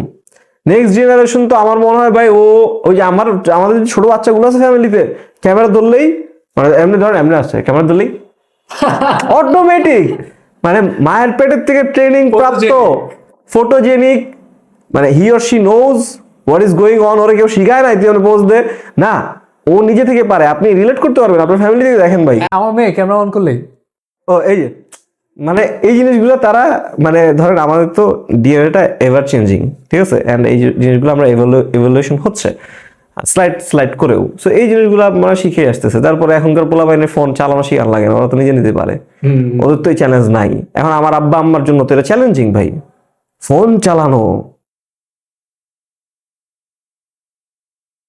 ঠিক আছে, তাদের জন্য চ্যালেঞ্জিং। তাদের জন্য যেটা আবার ইজি ছিল সেটা হয়ে যাবে এদের জন্য চ্যালেঞ্জিং, তাদের জন্য লয়াল থাকা খুবই ইজি ছিল। যুগের পর যুগ কাটায় দিছে, কারোর প্রতি কোনো অভিযোগ নাই। 2 দিন এক লগে থাকা পারে না লেটেস্ট জেনারেশন, 2 দিন একসাথে নিচে থাকতে পারে না। 5 বছর 7 বছর প্রেম করে, হ্যাঁ দূরে থেকে, প্রেম তো দূরে থেকে হয়, ঠিক আছে, দেখা সাক্ষাৎ হয়, অল গুড চিল লাইফ, ক্যান্ডি লাইফ, একসাথে নিচে যখন আসে 2 দিনে 3 দিনের মাথায় তালাক। Very deep. হ্যাঁ, এখন কেউ ভাবতে পারে যে ভাই ওই জেনারেশন একদম তালাক হইতোই না, এমন না। ওখানে রেশিওটা কি, 9 জনেরটা টিকতো, 8 জনেরটা টিকতো, 7 জনেরটা টিকতো, 1 জনেরটা হইতো না। হ্যাঁ, ওটার পিছনে অনেক কারণ আছে, মেয়েদের অনেক পরিমাণ স্যাক্রিফাইস, ছেলেদের মানে ফ্যামিলির মানে যে ফ্যামিলি থেকে আটকে রাখা হইতো, তুই যদি সংসার না করস তোর সম্পত্তি দিব না। তখন তো জেনারেশনাল ওয়েলথ ওয়াজ এভরিথিং, রাইট? এরকম অনেক রিজন আছে, সব রিজন আছে, ওই আমরা আলাপে যাচ্ছি না। এখন তো ওইটা নাই, এখন ওই জিনিসটা নাই, ওই রেস্ট্রিকশন গুলো আপনি দিয়েও আপনি ছেলে রাখতে পারবেন না আপনার মতন করে, ওর মতো চলবে। আগের মানুষের চ্যালেঞ্জ তো কখনোই ছিল না যে ছেলে মেয়ে কথা শুনে না, এটা আমাদের দাদিদের চ্যালেঞ্জ ছিল না, আমাদের বাপ মার চ্যালেঞ্জ হয়েছে কিছুটা। এখন তো সবচেয়ে বড় চ্যালেঞ্জ এটা, কথা শুনে না। আবার ওই যে স্কুল লাইফের কথাটা বললাম, স্কুলে তো হচ্ছে আমাদের স্কুল লাইফের চ্যালেঞ্জ গুলা বললাম যে ভাই আমরা স্যার ম্যাডাম পিটাইতো, তারপরে হচ্ছে সকালবেলা আম্মা উঠায় নিয়ে যাইতো, উঠতে চাইতাম না, স্কুলে যাইতে চাইতাম না। এখনকার জেনারেশনে কি সমস্যা, তারা তো এই স্ট্রাগলটা ফেস করে না যে মানে স্যার ম্যাডাম পিটাবে, এই ভয় থাকা লাগে না। ওটা স্যার ম্যাডাম ভয় থাকে যে ওরা পিটাবে, শাসন করে বা যদি বলে তুমি এটা কেন বললা, উল্টা আবার গায়ে হাত তুলে ফেলে কিনা, এমন ভয় থাকে। হ্যাঁ, আবার এখানে আবার মানে প্রোজও আছে। আগের জেনারেশন রে বিভিন্নভাবে দমায় রাখা গেছে, বিভিন্নভাবে ঠান্ডা রাখা গেছে। এই জেনজির আপনি ঠান্ডা রাখতে পারবেন না, তো তার আপনি বুকি চুকি বুঝ দিয়া আপনি যে রাখবেন, আরে ভাই ঝগড়া করো না, ভাঙ্গা যাবো জিনিসটা। আগের জেনারেশন বাপমার জেনারেশন মানছে, আমাদের জেনারেশনও মানে মাঝামাঝি মানছে, কখনো কখনো কথা বলছে, কখনো মানছে, কখনো কথা বলছে। জেনজি তো এই জায়গায় ঘাটতারা, এই জায়গায় অ্যাগ্রেসিভ। এদেরকে আপনি বুকি চুকি বুঝ দিয়া যে আপনি একটা জিনিস চালায় যাবেন উল্টা পাল্টা, এটা হবে না। এটা হচ্ছে পজিটিভ অ্যাজ এ হোল। আবার নেগেটিভ অ্যাজ এ হোল, তারা বেয়াদবের পরিমাণ বেশি, কথা শুনে না পরিমাণ বেশি। মানে এইটা আসলে মূল কথা যেটা এখানে জেনজি বলেন, মানে আমাদের জেনারেশন কি বলে, মিলেনিয়াল। এই ভাই আপনি তো জেনজি একদিক দিয়ে। না, 98 তো জেনজি না, 2001 থেকে। হ্যাঁ, 2001 থেকে। এরপর এর আগে বুমার, মানে প্রত্যেকের স্ট্রাগলটা ডিফারেন্ট। এখন আমার কন্টেন্ট ক্রিয়েশন জার্নিতে যে স্ট্রাগল গুলো ছিল, এটা এখন যারা শুরু করবেন তারা এই স্ট্রাগল গুলো কোনোটাই ফেস করবেন না, লিটারালি কোনোটাই ফেস করবেন না। আমাদের সময় ইন্টারনেটে বাংলাদেশের সর্বোচ্চ মানুষ ছিল, ধরুন আমরা যখন শুরু করছি হয়তো বা ছিল ভাই 50 লাখ, সব মিলে এখন তো একটা জেলাতে 50 লাখ মানুষ ইন্টারনেটে আছে কানেক্টেড। তো আপনার অডিয়েন্সের স্কারসিটি নাই। আমাদের সময় সুবিধা কি ছিল? খালি মাঠ পাইছি। আপনার এটা অসুবিধা, আপনার জন্য খালি মাঠ না, সব স্যাচুরেটেড, সবাই ঘরে ঘরে content creator. Right. Your struggles, mine, him, এর এক জেনারেশন আগের সবার struggle different. No your struggles, know thyself তো খুব পপুলার একটা প্রভার্ব, অ্যান্ড এটা অলওয়েজ ভ্যালিড থাকবে। নিজেকে বুঝেন, নিজের আশেপাশে বুঝেন, নিজেকে সারাউন্ড করতেছে কি কি, সবকিছু নিয়ে কোশ্চেন করেন, আনসার বের করেন, আপনি আপনার স্ট্রাগল গুলা পেয়ে যাবেন, আপনার চ্যালেঞ্জ গুলা কি কি আছে সেটা বের করে ফেলতে পারবেন। তখন আপনার স্ট্রাগলে আপনি কাজ করলে আপনার সলভ হয়ে গেল। আপনি যদি আমার মতন আলসা হন তাহলে আপনার কাছে সলিউশন বের হবে, সলভ করতে লেট হবে। আপনি যদি এক্সিকিউশন অনলি মোডে থাকেন, এক্সিকিউশন ফাস্ট মোডে থাকেন, অ্যাকশন মোডে থাকেন, ভালো হবে। এই আর কি। এখনকার জেনারেশনের আমি কোনো মানে বেশি আলাপে যাব না, একটা জিনিস, চিন্তা কম করেন, অ্যাকশন বেশি নেন। এখনকার এই সমস্যাটা বেশি ভোগাইতেছে আমাদেরও, অ্যান্ড নেক্সট জেনারেশনের। অ্যাকশনের অভাব আমাদের প্রচন্ড, ওভার থিঙ্কিং করতেছি, সবার ADHD, এই অনেক কাহিনী কালচার, অনেক কথা। এনিওয়ে, থ্যাংক ইউ তুষার ভাই। আমরা ভেবেছিলাম যে পডকাস্টের কনভারসেশন একদিকে যাবে, বাট সোফার কথা বলতে বলতে এমন একটা দিকে চলে গেছে, আমি জানি না, বাট আমি অনেক নিজে এনজয় করছি। অনেক কিছু এক্সপ্লোর করতে পারছি, অনেক বিষয় সম্পর্কে ক্ল্যারিটিও হয়েছে আমার নিজের ক্ষেত্রেও, অ্যান্ড আই থিঙ্ক অডিয়েন্সের ক্ষেত্রেও ক্ল্যারিটি হবে। আমি এখানে অগ্রিম মানে ক্ষমা চায় রাখতেছি, আমি অনেক কিছু ভুলভাল বলতে পারি, অ্যান্ড আমার কোনো কিছুই ডেফিনিট রাইট না, কয়েকটা জিনিস বাদে পৃথিবীতে সবকিছুরই এইটাও রাইট, এটাও রাইট, এটাও রাইট, এটাও রাইট, এটাও right, and that can be also right. এরকম অনেক জিনিস আছে, সো আপেক্ষিক, রাইট। সো ভুলভাল কিছু বলতে পারি, যদি ভুলভাল কিছু বলি ক্ষমা সুন্দর দৃষ্টিতে অবশ্যই দেখবেন, ছোট ভাই হিসেবে আপনি কারেক্ট করে দেন আমার কমেন্টে, আমি সেটাও চাই। I want to learn others perspective too. আর এই তো, এটা ছিল আমার side. Thank you so much, and thank you Neha Tushar ভাইকে কনভিন্স করে নিয়ে আসার জন্য। আমার অনেক দিনের ইচ্ছা ছিল তুষার ভাইয়ের সাথে বসে আমি একটা আড্ডা দিব, এন্ড থ্যাংক ইউ ভাই, thank you. It's my pleasure ভাই।